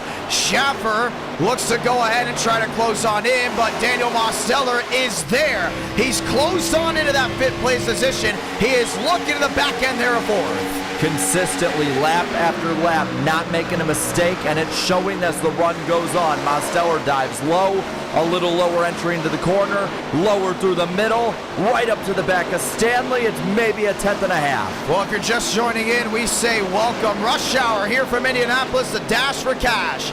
You win, you go ahead and get $150. Chase Schaffer trying to do just that with Anthony Burrows. TCB out of line, wheel to wheel, the National Guard Chevrolets go back at it. And it looks like, again, side by side between them, but the 25 has the preferred line. The 88 with a huge run up top. And now still trading positions back and forth, but it looks like 25 has it in 4, maybe? Yes, no. Man, when they came down off 3, I thought for sure Lions would try to run around them, but that isn't the case. TCB able to clear right in front of that Chevrolet. Back nose to tail. Here comes William Schmidt. We talked about losing 2 spots at once. Closes right back to the rear end of the 88. I don't think he expected them to get off that quickly, and he had to check up quick right to the back bumper of that 88. He sits and watches the Battle of the Guards. Well, we want to say this one. Welcome to halfway, ladies and gentlemen. And our Cup Series, round number 8. Mosteller, 5th. Ethan Stanley, 4th. Cottle, 3rd. Schaffer, Anthony Burrows, no change. Back to the rear end. It's still Baker back under fire. Lions looking to the bottom. Intense battle between these 2 cars. The 2 Chevys start to really even it out between each other, but again, the 88 looks low. Still trying to get something back down on corner exit. Lions a wiggle to the outside. Schmidt down to the bottom. Wheel to wheel for the position. This is the battle for 10th. Lyons might have gotten the wall a little bit there. He really got slow off the corner, falls back to 11th, and Schmidt, yes, in the top 10. Well, he's definitely got on the outside wall once. You can just see the entire paint scrapped off the right side, so we'll continue to monitor that as he continues to lose time. Mubik back to 13th, not where we're used to seeing him. Not at all. We thought he'd be really fast tonight. We thought that he'd maybe get some redemption tonight, but so far a pretty mediocre run, a very quiet run from that 42 car. Max Swearengin on the bottom, just getting back out on the racing surface. Behind you still see it. Schaffer on the move, maybe not losing time or watching on with William Schmidt. Watching on with the 88 machine of Nathan Lyons right behind. They still lined it up. Back nose to tail. Lyons another wide arc off corner exit. Lyons is nearly fishtailing it off, but he will not give up getting to that top 10. 79 up high, 88 looking low into the corner, 79 smoking the tires, and he's going to get the run off. Man, Schmidt almost lost on his own. Baker on the outside wall. Pancakes the right side of that 25. It's back to 3 drivers under a blanket battle for 9th. Side by side, the 88 and 79. Kroenke coming up behind them too, but dead even down the backstretch. Maybe Lyons has the advantage by a nose. Yeah, this is the thing about Indy. You gotta be smart. You've gotta be strategic. How about 2 more drivers lined up? That's gonna be Burns. That's Champagne. Nonetheless, these 2 have continued a dogfight. We look at another battle. Spencer Burns, right side damage. We got a ton of cars in this outside wall. Cottle still up the 3rd. Yeah, now you look for the battle for 7th. Burns under fire from Kevin Champagne. Maybe a car link between them. They're both behind the 15 of Swearingen, though. He is probably honestly holding them up. These 2 really fast cars. Yeah, they got it lined on the bottom. Ethan Stanley lined up now with Mosteller. Remember, Stanley got past there by the 9 just a couple laps ago. This will be the battle for 2nd. Cottle's been making up time. If he just did not have that bad restart, he could be the race leader still. Yeah, because 2 seconds now. That's how much they've lost to the lead. A huge lead by Burrows. First time tonight anyone has it that big. The 2 guard cars going at it again. Now Baker is going to get it down low. Lyons looking for the crossover. He might have the position. No. Man, we almost saw them go low. I didn't think that 88 was going to give that 25 enough room, but they're still going to go ahead and fight the good fight. Back to the start-finish line. TCB 25, Nathan Lyons 88. That still nose to tail. Up front, though, different story. Cottle is there. He's close in the back end of the Chevrolet. He's got a lot lower line through the corner. Now has his nose looking. Nothing yet, though. They go single file. Still the 5 under fire from that 2 car. Got to find a way through. That's going to be the quest for victory. Cottle still looking for a way around. Schaffer to the bottom. Cottle watching on, laying on, right back to that rear end. They carry it back to 3 and 4. He's got the position. Down low goes Cottle. He's gonna get it. The 5 slides up the hill, gets in the wall. Yeah. The 5 in the wall. Demo's coming up behind him. Schaffer has to get it back in line. 2.5 seconds behind Burrows. It's gotten to the point when you go wheel to wheel, that car is just going to jump from underneath you. That's why we continue to watch what's going on back here. Braden Movick, the pit road, money stop time, it may be now. You got to give something a shot. You can't do what the leaders are doing running back there. Now, though, most of the field runs by. The battle here for 11th between Schmidt and Kroenke. Yeah, they've all lined it back up. Still, that's Justin Champagne back on the racing surface. Max Swearingen back in 6th. He's lined up and loaded. Ethan Stanley in 5th. Chase Schaffer back to 3rd. Jim Cottle is behind by a wide margin to Anthony Burrows. That's Burrows going to 3. That's Cottle now just closing on in. Mosteller is there. We could see a new top 3. That 5 might be an ailing car after that contact into the wall. He's under fire from Mosteller, who's looking to join Burrows and Cottle on the podium. Yeah, you still see Cottle getting loose down off corner exit. Here comes Spencer Burns out of the inside. He's coming to pit road. Undercut versus overcut. Spamming in the chat. Pit stops under green as we continue to work lap 157. And King joins him in the 16, needing to do something different. Kroenke underneath Schmidt in the 79, right up to the backup TCB in the 25. This, the battle for 9. Yeah, he's been doing a great job. You can see that Ford just over time get better and better, but another one on the move. Here comes Mosteller right to the rear end there of the 5. He looks to the outside. The 5 looking a little bit low. Protective line into turn 3. Art sit down in the corner and gets a car link between them. Yeah, he's still lined up nose to tail, and Cottle's been very slow coming off corner exit. He has lost that rear end. It may be go time for that 2 to bring it onto pit road. More machines behind. This is a difference between old tires and new. Look who's coming on in. Chase Schaffer parks it back down on pit road. TCB coming in behind him as well in that camo 25. Now you're getting more peeling off onto pit road, while the battle here between Kroenke and Schmidt is for 8. Still that wheel to wheel. Schmidt on the bottom, Kroenke on the outside. I've even seen this wheel to wheel. A lot of these drivers struggling to hold on to their car. I would not be surprised if we get some guys that stay out just in case we get that yellow. You can see just Ethan Stanley dead sideways off corner exit. Now you got Champagne looking to get in the top 5 for the first time tonight. passing down low. The 15, the mystery machine falls back to 6. Yeah, Max Swearingen is just looking to go ahead and hold on before he gets to that scheduled stop, which could be within a lap or two. Mosteller getting one behind. That's going to be the 38 of Justin Champagne on the fresher tires. Does the Deuce come in? He does. He's coming in this time. Mosteller is in. Ethan Stanley is in. Max Swearingen, Nathan Lyons. Here comes the herd on the pit road. Land rush onto the pits. Now, does the 2 get another good stop? Well, Burrows stays out there. How much time can he make up on this cycle? The 1 Avila passing down low under D'Angelo. Frank has not been aggressive at all tonight. One idea, save the tires. He has not contested anyone that looked to go to the inside of him. Once again, you saw Abraham Vila just let him on by. Anthony Burrows has been having a great race so far, but a lot of undercuts. He may be mired in traffic when he comes back to the cycle. Still had a 3-second lead, though. That is the big deciding factor on this. When you have that big of a lead, you can do whatever you want. That is very true. Now the question is, do you come to pit road? He comes back off. No, he's going to stay on out. Kroenke in 4th. DeAngelis Vila locked and loaded, and when they come back out, it's showing Cottle, your race leader. Braden Movick in 2nd as they file on through, making maybe even Ethan Stanley, as here comes New Bigging on. And Kroenke right ahead of him on pit road as well. This is one of the most dangerous times of the race because you got guys on the old tires and new tires. The disparity of lap times, the biggest you'll see all day. This is where you see uncharacteristic mistakes and crashes. Yeah, this is going to be interesting. So everyone's looking to be on a different strategy long term, including if we go green all the way. Now they're coming in after a couple stops, so it's looking like we're under a tire lottery, a very early tire lottery. They could be good to go on fuel. The question is, will you be good to go on tires? I think this is why Frank's staying out so long.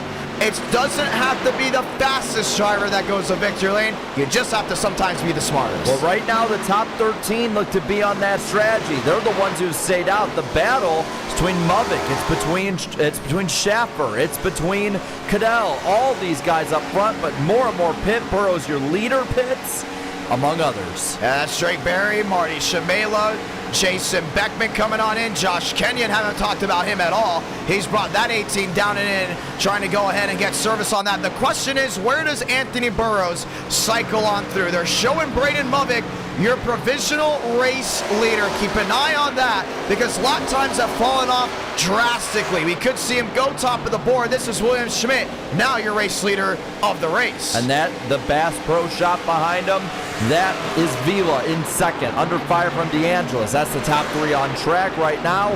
Top 9 have stayed out. And if that's right, is Mosteller cycling out ahead a little bit? Or we're going to go ahead and keep an eye on it. There's still a lot of shuffling going on when we keep an eye on things. They got Demo 17th. They still have Movick cycled out as your race leader in 13th. You got Cottle right underneath them. This is 3 wide, possibly the battle for that top spot. Yeah, because that's Burrows behind him. This is the battle for the lead when they cycle through. The 5, the 2, the 42, and the 54 all have cycled out ahead of Burrows. Well, Chase Schaffer just took provisional lead out in front of Cottle, in the crowd has now very much understood that. They worked their way back to the line. Top of the board goes the way of Chevrolet. Now it's just a battle of tires and strategy. 38 going on 37 laps to go now. Vila and DeAngelis have stayed out, but this right now, 7th on back, battle for the lead when it cycles through. Oh, Movick in the wall. He just pancaked the right side. Absolutely destroyed the paintwork on the right side of that McDonald's Chevrolet. Cottle is there. He is closed on in, looking top, looking bottom, looking wheel to wheel. These two schemes have had a history together in the past. In real life now, battling for the provisional lead. They don't give an inch. 5-2, battle through 3. Yeah, they're still going to hold on to it, whether it's the Charlotte All-Star race or whether it's Indianapolis race 8. You still want to watch them go at it. It's now that clearance that you want to see. Cottle back top of the board. Schaffer mired back to 2nd. The question is, what's wrong with the 42? Anthony Burrows still in line, and he's on fresher tires. Stanley falling back behind them on the older ones. Yeah, that 62 is coming quick, right up to the back of the 42. Looking low, can't get it this time. Yes, he can actually. Gets it through 2. Now he's up to provisional 3rd. Schaffer still technically in that 8th position, so everyone's 6 on forward. Has not really come to pit road. They might be calling Gavin Austin possibly the driver to dead and done. Maybe not. A lot of right side damage. Still top of the board, it's that 2 machine. You keep an eye on him, he's down on the inside of 3. Now it's DeAngelo staying out. We have Vila in. We got Donna and Schmidt, they're all in. The 69 keeping it out now. Looks like he might be the last to do so. Yeah, it looks like it was, and those guys will mostly bring it to pit road. He's looking for a yellow. Burrows looking for the lead. He's wheel to wheel with the 5. Well, he got to look for the 2. That's the one he has to look for.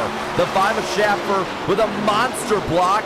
Now up the track, almost in the wall again. Yeah, he almost caught that right rear there of the 62 of Burrows. They're back to lining it back up. Cottle has been so close to winning this year.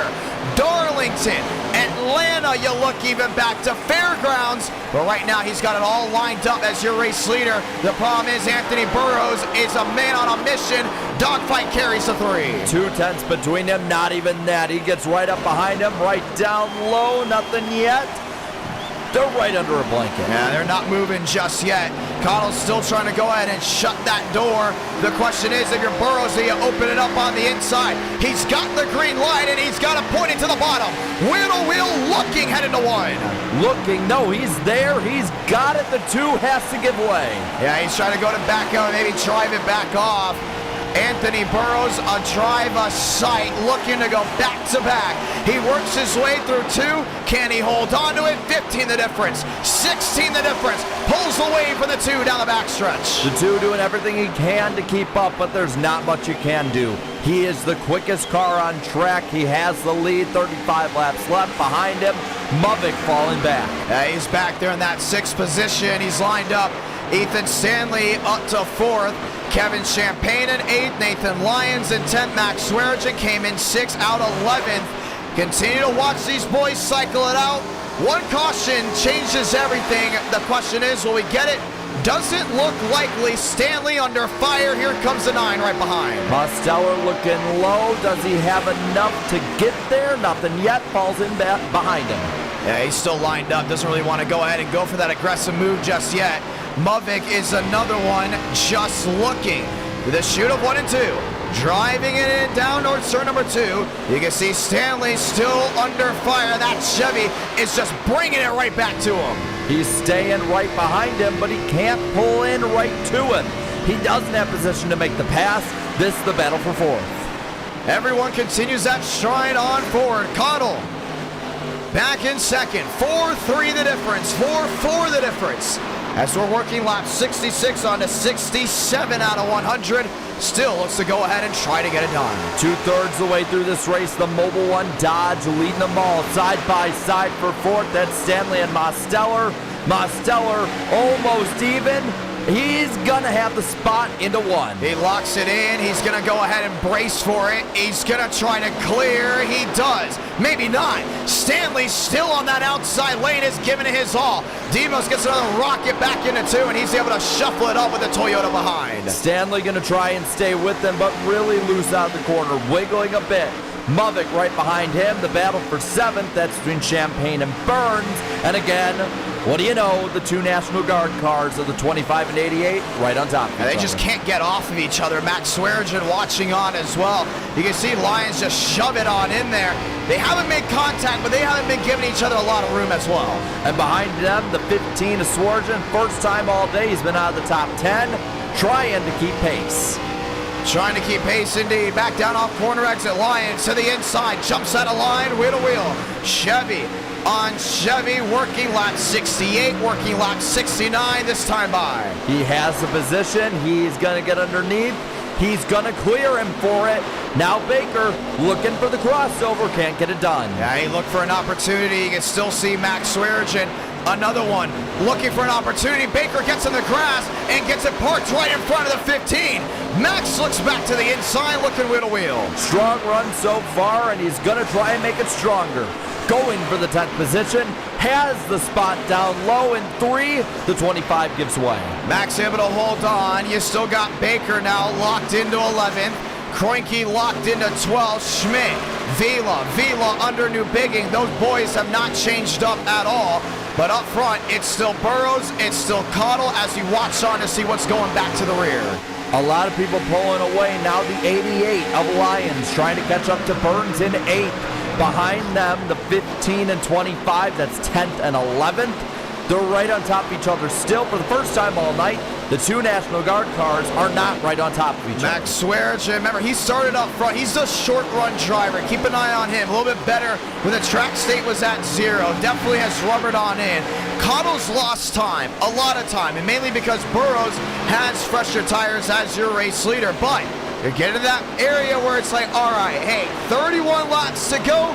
This race is coming down to it. This is what you're going to have to see. One yellow shuffles it up, but they still may have to pit one more time. Yeah, and if that's the case, who can maybe stretch it the distance? Is that a possibility? Those are all things that we have to think about here, because somebody way back in the pack might be able to do it. I want to look at Frank DeAngelis now. Let's look back to the 69 strategy. Waited and waited and waited to come to pit road. He was the last one to pit. If these boys have to pit again, he may stay out and play the tire lottery to go to victory lane. There's a reason why he's been so consistent. He doesn't want to see another caution. Keep an eye on him. He may be back to 18th, but if you start seeing drivers duck back to pit road, he is not coming to pit road for the rest of the night. But on screen now, the 88 on the attack again. Lyons continues his march to the front underneath Burns. Now gets the 8th spot. Yeah, he's got it locked right in front of the Impala, and that means Burns will drop back to 9. Still locked in, nose to tail. Lyons trying to hold on. Burns with a drive on in. Not going to happen. They're still stuck up single file. Now a little further up, Stanley pulling away from Mubik, who has Champagne pulling in behind him. Mosteller up to 4th, trying to run down Schaffer. Schaffer to 3rd, Cottle to 2nd. Burrows still your race leader. Let's look to the back end of the pack. Vila 14th. Beckman 17th. Who's back there? Frank DeAngelis in 18th. I don't think he's going to apply the pressure here on the 6th. You know why? Because he knows if this goes green, it's his ballpark to play in. It is, but he might still try and get past the 6th, improving his position now to the 17th spot, trying to catch Mela. Yeah, I think Beckman's just going to let him on by. You see that 6 just lose speed down off corner exit. So you got DeAngelis now locked into slots. You got Shamela locked into 16th. They've all still lined up back nose to tail. Kevin Champagne, Braden Mubik under fire wheel to wheel. Mubik fading fast while that 94 continues going towards the front to the 6th spot. Right ahead of Mubik and about 2, maybe a second and a half actually ahead of Lyons. Things continue to change. Stanley back to 5th. Mosteller still up there in 4th. Cottle, 2 seconds of difference. It's going to come down to strategy. This is what this race will come down to if it goes green. So, if you're Burrows, last time you overcut, they found a way around you. If it comes down to where you have to pit the last 15 laps, do you try it again, or do you go for the undercut? At this point, I think you have a fast enough car, you can make it past him no matter what. So I think go for the overcut again. Or maybe watch what this 15's doing, because he's moving his way up. The 06 at Burns falling out of the top 10 as Baker is ahead for now, clears him, and here comes the 14 down low, though it doesn't look that that's put for position. Yeah, he's still going to be looking for a way through, but nonetheless, that wheel to wheel will stay the same. Baker has now worked his way up to 10th. Burns back to 11th. Thurston, remember, he's gone into a driver once tonight. That was James Thurston, as they still hold that wheel to wheel back to the chute of 1 and 2. 25 now seems to have cleared him. He's past 14 underneath the 06. Side by side, though not for position. Burns looking low, nothing yet. Well, tire wear continues to be an issue. Riding on board here with the 06 machine as he looks to find a way through. Behind, it's the 14. Up front, it's the 25. They still got it all lined back up. You know what? There's one thing we haven't done in a long, long time. Let's go ahead and turn it up.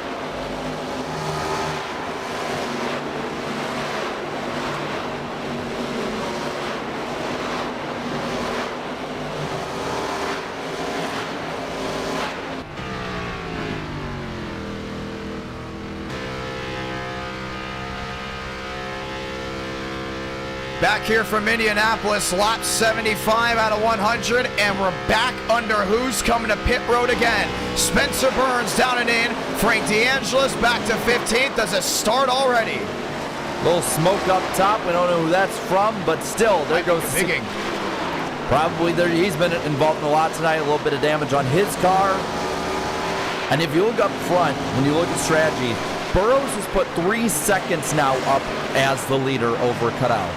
We're getting down to that area where these guys are coming back down to pit road, but they can make it on fuel. I still want to watch on with Frank. Remember, 24 seconds back now, 23 seconds. So he's closed it because he was the last one to pit. But, oh yeah, it's happening right away. This is going to be this is the point of the race where you've got to pay attention because Ethan Stanley's now in. Who stays out the long term, ladies and gentlemen? Welcome to the tire lottery. And now we watch the 5. He's going to be going around there in 3rd. That's Schaffer, Mosteller in 4th. If you're who would you look at to try and stay out the longest? Who might be able to save it? Frank? There's no way, in my opinion, Cottle doesn't pit one more time. Schaffer, Burrows, they pit one more time.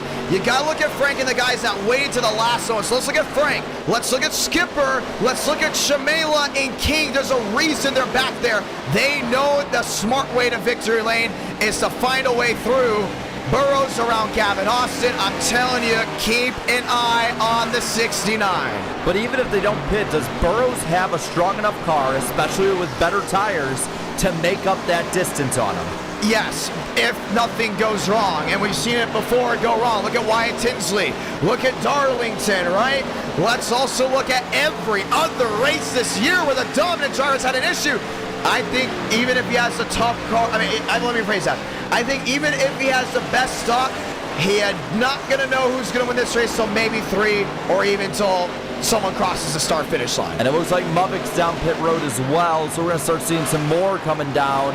Max Steinmeier's in, working his way back on. Chase Schaffer in 3rd, Burrows staying out. You're going to watch to see who's going to make the run down on in. That's going to be the big thing you got to keep an eye on.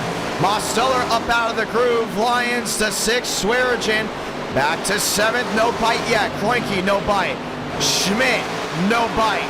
So some of those guys came in early for one idea. You get a caution. It's going to be the best of the best coming down to it. Baker's in, though, 25. So if you're further in the back, you either got to pit early and make up that time on fresh tires, or just stay out and hope for the best at this point. There's no point in doing what the leaders do. I'd say you got 3 strategies here. You can do a severe undercut, and when you do a severe undercut, you're going to cycle out as the leader, right? Caution comes out. All of a sudden, you're going to have to possibly come back down to pit road, but so is the leaders. You might cycle out up front. We saw Chad Thornquist do that, and he went to victory lane last May. Look up front again. Drivers that might pit around the time as Burrows. So a scheduled stop to try to beat the 62 at his own game. That's a quick undercut to your race leader. That's another strategy that could work, and obviously Burrows pitting what he wants. But you still got that main strategy that we're all going to hope, that Hail Mary move of, hey, let's just stay out and see what happens. That might be the move as well. We've seen crazier things happen so far this season, but it's difficult. I mean, you're seeing now the 25 coming out of pit road, but he's a lap down. So if you pit this early, you're probably going to be a lap down. You're making up with the fresher tires, but it's still a huge gamble. Cottle there in 2nd. Down to the inside, lined up, loaded. 4 seconds this time would be the difference if he comes to pit road. Do I say come to pit road here? I don't know. I don't think so, and he's not going to do it. Schaffer back in 3rd, not looking to come to pit road. Same with Mosteller. We've already seen Mubbock go ahead and try that bite on in. Lyons still lined up. Justin's one of those guys that are just waiting for a caution. We saw it at Bristol. We thought we were going to go green all the way. Then what happened? Caution. All of a sudden changes everything. You look at Vila. Locked down to the inside. New Bigging. Another one kind of just lined up. You haven't seen that bite. But this is the difference between fresh tires and old tires. Yep, and you see the 25 moving his way up. Wide gap between them. I don't know why he's really doing that. Doesn't have to, but still, either way, he's going to make it past him. But still, almost 4 seconds away from the leader and still a lap down. The big thing is when you have fresh tires, you can use that grip up to go that low. I think that's why he just did it. Kind of just trying to stay out of Cottle's way. A lot of these drivers have talked about when they get wheel to wheel, the handling just runs away and there's nothing you can do about it. Mosteller still lined in. Champagne lined in. It's the waiting game.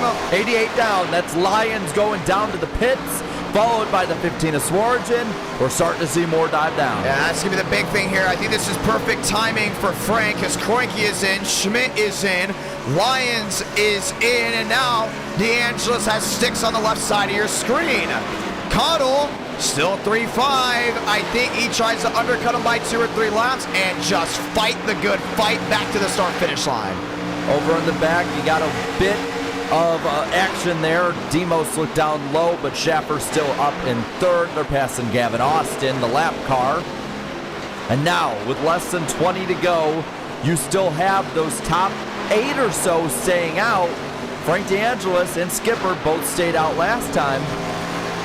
Well, let's do the math real quick. Mosteller coming on in. Let's go ahead and add this up just for a moment. When you cycle on in, you're about 53 seconds behind the leader. Frank is 24 seconds behind the leader. So my main thing is with 19 to go, coming to 18 to go, and depends on how the tires wear on this 69, because he has not really attempted to pass anybody this entire race. Will time run out, and will he go ahead and win the dash for cash? He might. It's still 23 seconds right now. Top 4 or so have not pitted that normally would be up front or at least ahead of him.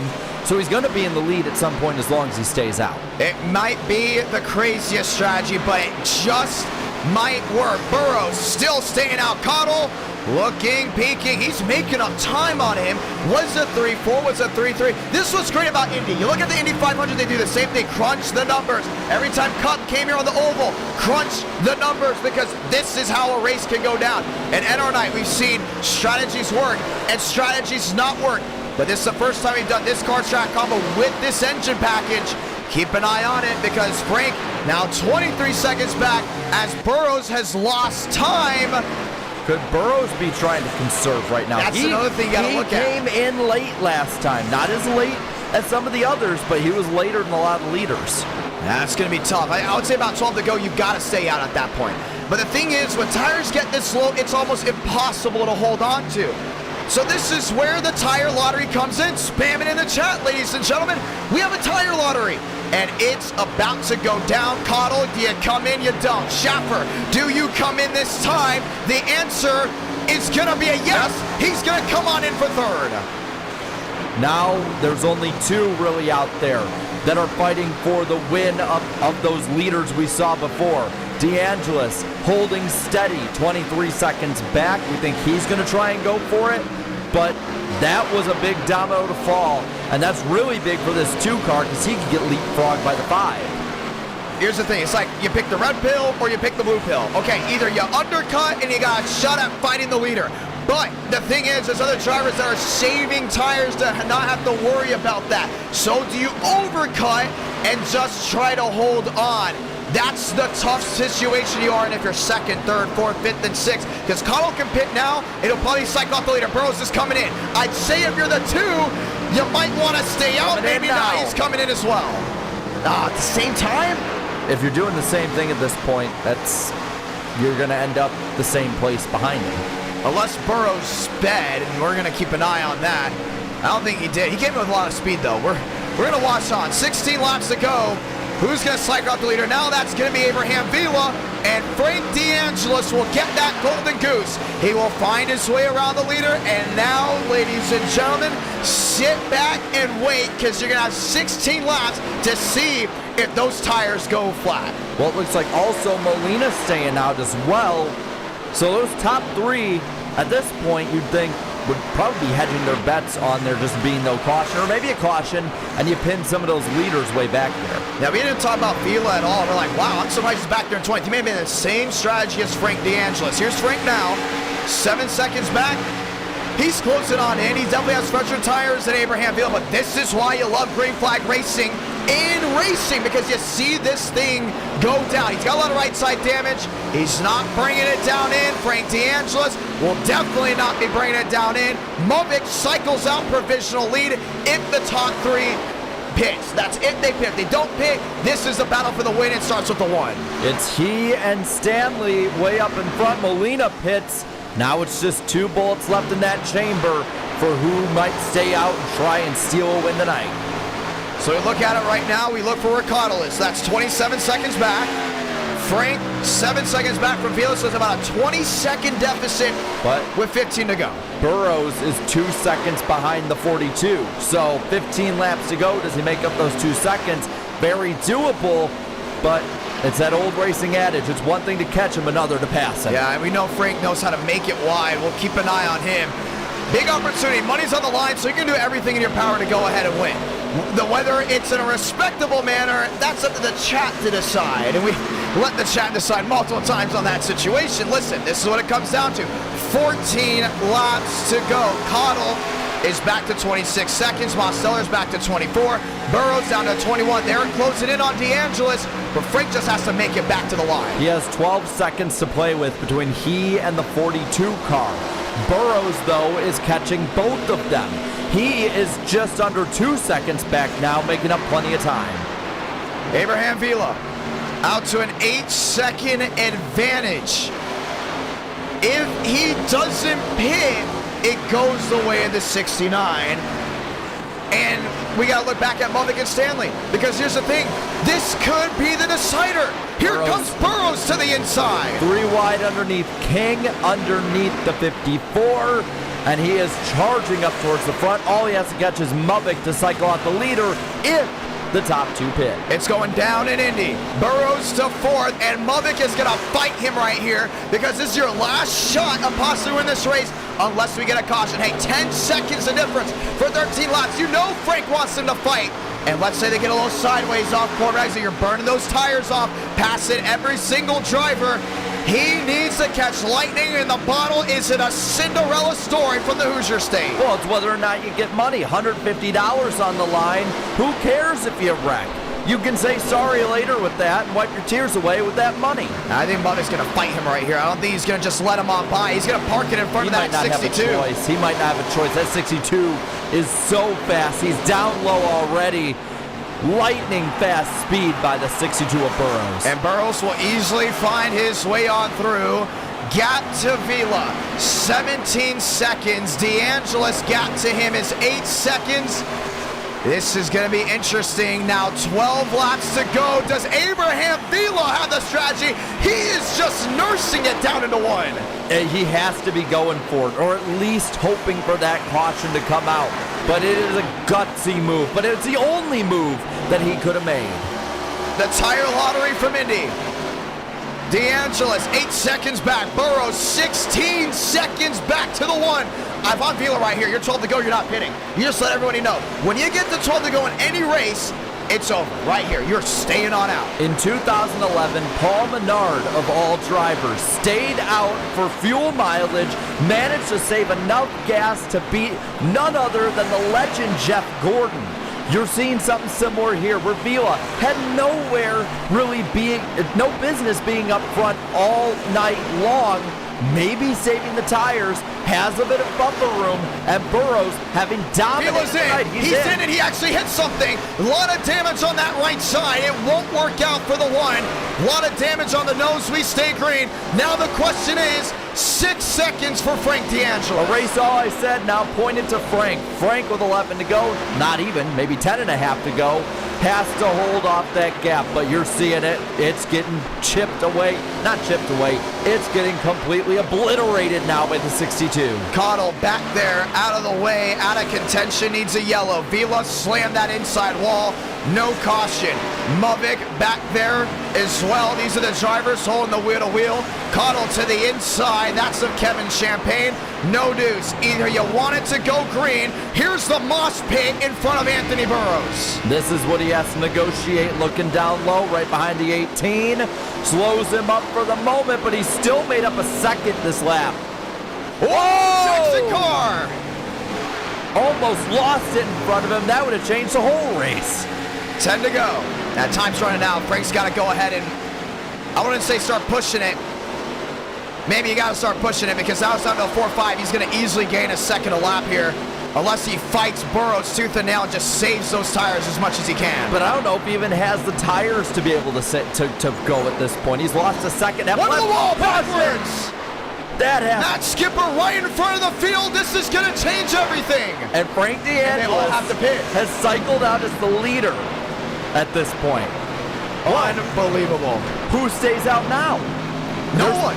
There's got to be somebody to give it a shot. We have under 10 to go in a restart. It will be a junkyard if anyone stays out. I'm telling you, you have to pit now. But you got plenty of money. You got plenty of money on the line. What happens if they all junk it behind you and you're the one who goes out to win? Again, I'd be willing to wipe my tears away with $150. Unbelievable. 9 to go. We're going to have maybe 6-5 to go for the win. Matt Skipper going around. Let's watch on it. Might have been on his own. Yeah, that was right in front of the oncoming cars. He had to throw the yellow for that. No, there were too many cars coming. It has to be on his own. There's no way. There's no one around him. Got down to the flat. Yep. These cars with this much horsepower and probably worn out tires, it's difficult to keep it under you. This is the big thing here. We know the caution came out at this moment, but when you're crossing oncoming traffic like that, I mean... Yeah, I mean, you got the 88 and the 15 coming. There's no way we could keep it green at that point.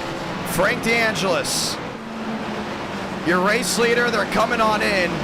Are they? Or is it just him? Well, he's ducked it down to the inside. I think he's letting the lap machines go on by.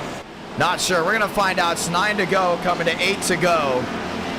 Well, he is committed. It looks like he's definitely coming in. He knows he has to come in. The question is Burrows. The question is Cottle. The question is the rest of these guys. They're coming in for sure. They're coming in this time. All right. Money, stop time. Either you got it or you don't. 2 tires or 4 tires. Watch out for that. Some of these guys will play that strategy. They've done it before. A lot more aerodynamic. Schaffer stayed out. Schaffer stayed out. He has the lead. He might be the only one out there that stayed out, though. Oh, man, this is going to be... It's going to be one of those. He's going to be the loneliest man on earth right now, as everyone floods onto pit road. New Bigging with issues in the back. And Abraham Vila, he just pitted for tires too. That's right, and he's going to cycle out second. But he's going to be in the wrong line. Now it's the battle off pit road. Stanley, 2-tire move. He's going to go ahead and come out. Cottle, 2 tires as well. And he's going to get out ahead of Burrows. And Frank obviously forced to run 4. Will come out P6 after running 20th all day long. If he even cycles out and finishes 16th, it's a win for this day compared to where he's been running. Chase Schaffer, first opportunity to go ahead and win in the NR Cup Series. Abraham Vila will be right with them. All these drivers will have to cycle on around. We got 7 to go this time. We'll get 6 to go ahead and restart this race, and it is on from Indy. Now to catch you up on it, top 2 stayed out. The one, we're looking at him now, pitted right before the caution came out. Literally when it came out. He has fresh tires. Will restart on the front row. Then you got the 2 and the 54, 2-tire pit stop there. And then Burrows, the dominant car of the day, in 5th, going to be 3rd on the inside line. And Frank D'Angelis, from basically being, honestly, so far back he was in Illinois, now in 6th position up front. These drivers will come on in from the back end of the pack. These drivers will go ahead and cycle back around with the wave around. That's Alexander Balderas. That's Aiden Walker. He's involved in an incident earlier. 5-1, row number 1. Cottle, Stanley, 254, row number 2. Burrows, D'Angelis, row number 3. If you're just joining in, perfect timing. It's gonna get loud and proud. Just one more time as we have 6 laps to decide who's going to victory lane. Lights off, 1 to go. Strategy, opportunity, lightning in a bottle. So much can change from this track. If you're Schaffer or Vila, whoever it is that gets out ahead on this restart, you got to run like a bat out of hell because that 62 on fresh tires, fastest car of the night, he'll be coming. You got to bet anyone in this camera shot, they are motivated by that money on the line this week. Money on the line probably every week for the rest of the season, but especially this week. Abraham Vila, nose damage. Keep an eye on that. He's on the outside lane with Stanley. Cottle just needed a little bit of luck, and he's going to be lined up downstairs with that two-tire move. What gives? Does anything give as we come to the restart? Jared, last shot before we grab a gear. At this point, you just got to hit them all, get out in front, and hope that is enough. Enough. An interesting way to put it. Will there ever be enough? 7 to go, 6 to go here from Indianapolis and our Cup Series Race 8. Let's see who's going to find victory lane. Back at it again. Cottle to the inside of Vila. Holds on to it down into 1. Little bit of side-by-side. Schaffer starts to run away with it sideways in the back. They keep it together. That's going to be Lions. Everyone shuffles their way on through. Still wheel to wheel. That's the battle for second. Cottle down to the inside. Vila will still hold on. Schaffer's able to pull away down the backstretch. Up through the middle is Burrows. He found a way up to second. Now, with the coming to 5 to go, does he have enough time to get to Schaffer? Schaffer's got to run like a bat out of hell. The thing is, it's wheel to wheel for second. Burrows on the outside. Cottle will not give in. Still that wheel to wheel. It carries back to 4. Sideways in the back, that's the one of Vila. Up into the walls of 54. Demos is in it, and he has a lot of damage in the back. Frank DeAngelis, TCB, and we will have a restart. We might be going to overtime. It's going to be close. Well, take a look. I think the 9 got a little damage in the back. A lot of damage. Oh, Skipper. Turned by Steinmeier, not happy with him. Oh, I mean, as long as that revenge doesn't bring anyone else into it, I guess no harm, no foul. And we will try it again. We look at Kenyon. First career win at Talladega just a couple weeks ago. Right side damage. Looking even farther forward. Mosteller, I don't think he got anything up front, but on the right rear, he definitely got tagged. That's going to be a difficult... Oh! Burns not happy with Nathan Lyons. That's down into 3. And this is where tempers flare. That caution, we knew it was going to be tough for a lot of these guys to hold on to it. We got a lot to look back on. Yeah, we do. Let's see what happened on the replay here. This was the initial start. Lyons in front of Burns. Remember, Lyons got sideways. The first one I saw around, I think, was Vila, I want to say, up front. Oh, yeah. He's probably not happy about that. Those two got sideways. They saved it, though, kept it going. And it looked like the 88 was the one who lost out the most. Vila, off corner exit. Yeah. 3 wide through the middle. That was Burrows. That was an awesome move on that restart. He had to do it. He was caught up in a roadblock, got the top side, not the preferred line, but with that strong of a car, I believe he cycled out to second. Chase Schaffer was hoping for this race to go green all the way through. But watch this right here. I think Stanley just got into Vila, shuffled them all the way up the track. And Frank's in it. And there's just nowhere to go. How about William Schmidt? Are you serious? Well, does he save it? Does he stay out of the pit wall? Yeah, he does. I kind of want to ride on board with him. Yeah, I want to see his view. Watching it again. This is on board with the 79.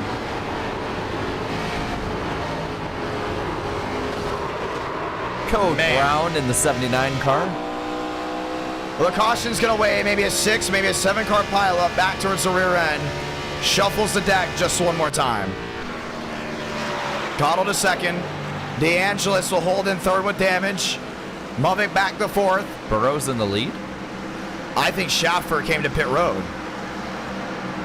And that might have handed the win to the 62. He did. He came to pit road. That hands the He win. needed it to go green. Wow. Now what does Cottle do? I know that was a 2-tire stop. But he'll most likely be on the outside. You got to do whatever. I mean, if you're Frank DeAngelis, if you can keep up, I doubt it, but if you can keep up with that 62 on the restart, do you jump low, try and make a 3 wide, just hope and pray that you make the move? We're going to find out. Lights off this time by means one thing only. Green, white checker, not in overtime finish. This is still under regulation for 100 laps. Burrows, 62. Connell in the 2. Frank DeAngelis right behind. How aggressive do you get here? As aggressive as you need to. Get the lead, and then from there, answer to everybody else after the race. Let's find out. This is going to be big. 2 laps to decide a winner as we get ready to try it all again just one more time. Burrows, 62, has led the most laps. They're going to become the first repeat winner in the Cup Series. Connell just wanting to find victory lane. And DeAngelis with Mavic back to row number 2. Yeah, Demos in 5th, a little bit damage. He'll be beside Kevin Champagne, Schmidt and Lyon, Schmela, and Swarjan with probably his strongest run of the year. Line it up. What do you have for a shootout? See the 25 waving at us from the back. Getting ready to go ahead and try it again. Baker back in 25th. Look at the damage on the 69, restarting on the bottom. Lines it up. Just one more time. They line up 2 by 2. The quest for victory lane. It's on from Indy. The question is, will it be Dodge? Will it be Chevrolet? Try Ford or Toyota. They rally it back 2 by 2. Just one more time. It never disappoints when we work our way into the Hoosier State. Now let's find out who's going to win it. One blowing up in the back. That'd be the 25. Time to try it again. Burrows, 62, caught on the outside, restart, 2 to go. Crash in the back already. Huge crash back there, it looked like. And the caution is going to wave. Kenyon. Somebody got turned sideways. Maybe they all avoided it. Oh. Alexander Balderas. Back towards the rear end, and we will try it again. There's Baker dragging the nose of his car. He just wants to finish the race. I think we're going to go ahead and have a quick restart. He might be getting 1 to go right here, so we'll keep an eye out on it. I think he just wants to finish the race.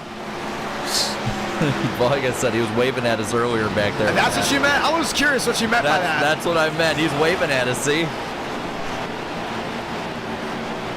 And our night in America, feeling victories all year long, and we will have to wait again. A lot of those guys are going to aggressive back there. They know what's on the line. But the thing is, time is running out. I think this is going to be the shortest race we've had this season. Yeah. As we're at the past the 2-hour mark of the stream.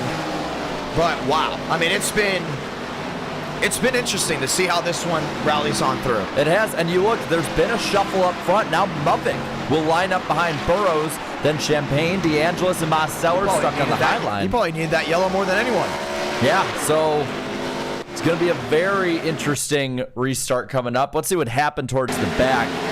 Oh, I think Drake Berry just did not get going. New nailed in it. Yeah, there's just nowhere to go. A lot of these guys just shuffled in. He just didn't get going. He just...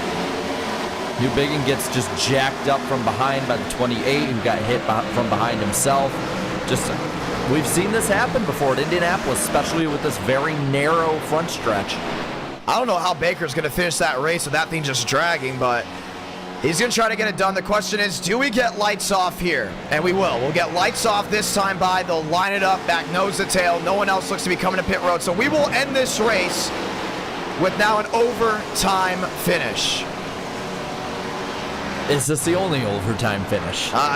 It's a tight front stretch. That's all I got to say.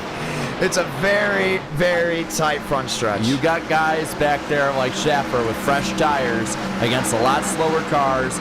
You got guys in the front like DeAngelis with damaged cars, fast cars up top on the high side needing to get down. And I'd say if I was a betting man, I'd be betting on another caution.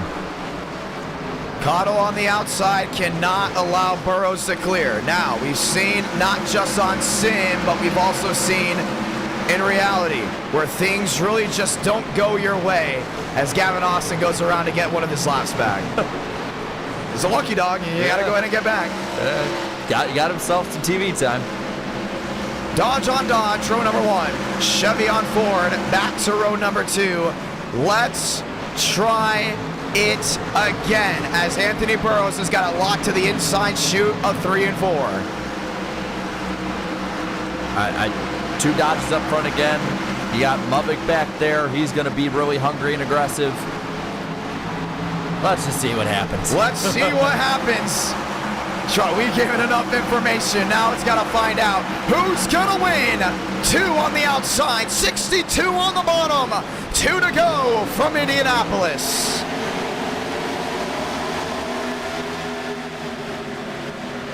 Burrows down to a great lead.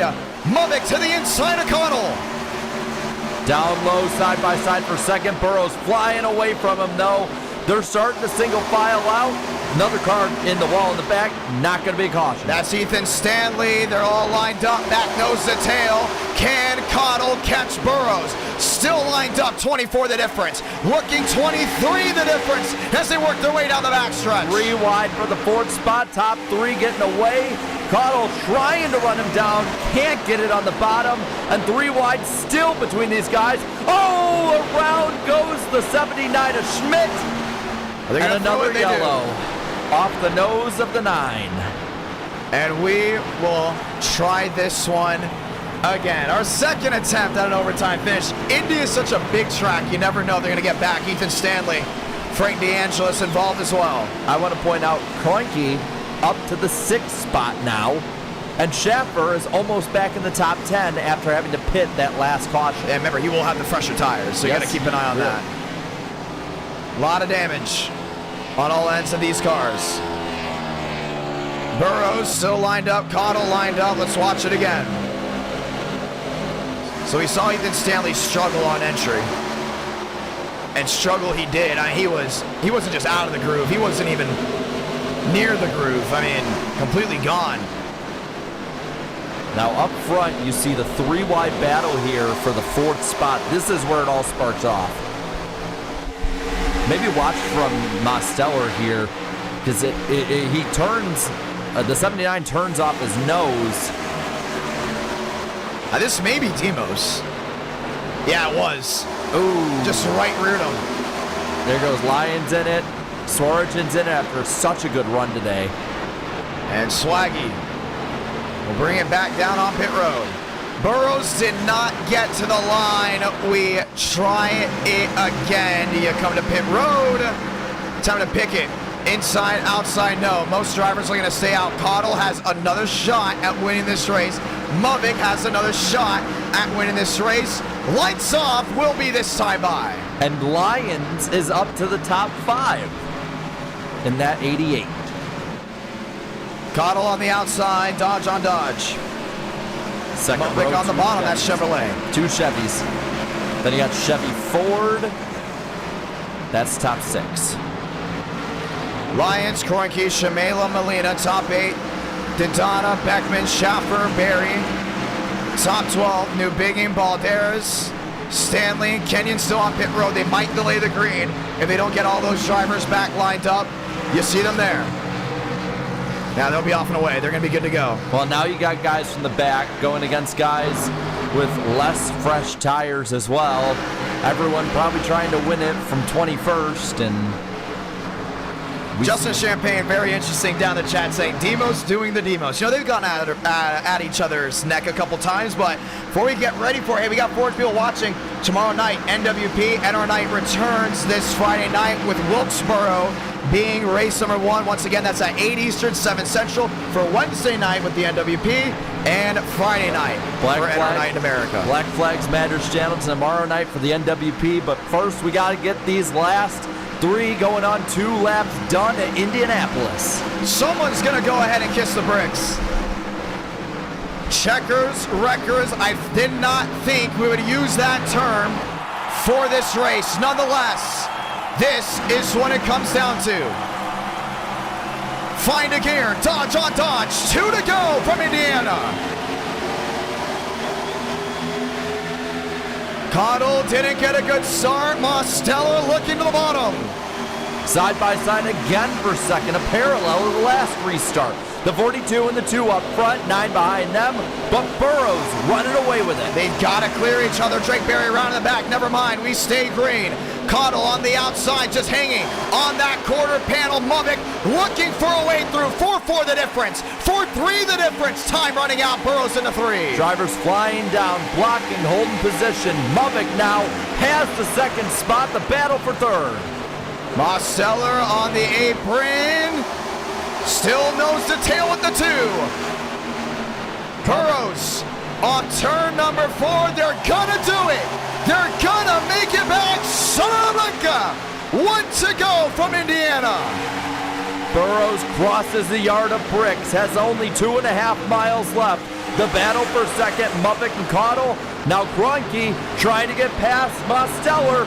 3 wide, that is Schaffer behind him. Mosteller just looking to go ahead and shut the door on the 57. It's Mubik back by a 5-3. It's Mubik back by half a second. Time running out down the backstretch. Slow car on the bottom, not going to be a factor. Now, down the backstretch, Burrows has half a second on these two, who are side by side for second. Cottle to the inside, last gas. That's what it's going to come down to, but it's going to be all Anthony Burrows and Dodge getting it done here from the Hoosier State. What a drive. What a night for the 62. The first one to go back-to-back here in the NR Cup Series. Anthony Burrows victorious from Indianapolis. Mubik second, Cottle third. A massive wreck in the back as they cross the start-finish line. Chase Schaffer was up and into the air. Wow. And it ends in sparks and tears as Anthony Burrows will go to victory lane. Dodge supreme in the Midwest. And he collects a cool $150 out of it as well. Able to go ahead and get that one done. You know, I thought this was going to be a textbook race. Strategy coming down to it, but I didn't expect it to go this way at all late, but it still gave them a show all the way back to the line. I knew the whole time. I picked him before the race. I knew he was going to win. I got the script early. So, no, but in all seriousness, he had to earn this win. Multiple restarts, different strategies, having to race really good drivers and cars out there. A well-deserved win for the 62 of Burrows. What a nice bid. How about a big shout-out quickly as we go ahead and get this one. Marty Shamela, first opportunity racing in NR Night in America. He's new to the iRacing scene of this community. He right now has become almost a fan favorite in Cyberway and Underdog. First top 5 right off the bat. Yep, good run for him. Good run for Dodonna, Beckman, Lyons, Kenyon, and New Bigging rounding out the top 10. We'll go ahead and talk to your race winner in just a moment as he parks on the start-finish line. Let's look back to see what happened back towards the rear. It was the 5. Nasty back there, and Chase Schaffer right up the track into Alexander Kroike. Kroike had nowhere to go and A up flip. and into the air. We got a flip. We got almost 2 flips at Indy. Shamela just slammed him from there on out. You see Maximus Molina. Beckman trying to work his way on through. What a drive, what a night, and it ends in sparks and tears for some, but joy for others. As Anthony Burrows will find victory lane, we're going to go trackside here with your race winner. He's got a part. We're going to go ahead and have a talk with him. I want to say thank you to all the members down below, everyone that super chatted, everyone that tuned on in and dropped a like on the stream. If you love this race and you love NR Night in America, feel free to drop a like. We'll be back this Friday night. 400 likes in this stream will automatically have a race 5. Keep an eye on that. That was fun. That was a lot of fun. Good racing up front. Good racing through the pack. Good strategy. This race had just about everything we would have wanted. Burrows, it's John. You got a copy? Yes, sir, I do. $150. That goes right back to your pocket. Walk me through this race. Man, I was going into this expecting to be a big struggle race for me. I've been kind of struggling at the new updated Indy, but qualified 5th and just kind of ran my pace, found my way in the lead, and just, I don't know, never looked back. I was a little worried. I think it was Skipper that spun out with like 10 to go. I was a little worried, but kind of just got through Vila, Cottle, and Schaefer off the next restart, and just, found my way back up to the lead. Well, it was interesting. It was a fun race to go ahead and watch, too. I want to go ahead and kind of walk through it all. You look at it, Frank was staying out on worn tires. Do you think you were going to catch him? On the last restart, yeah, I think so.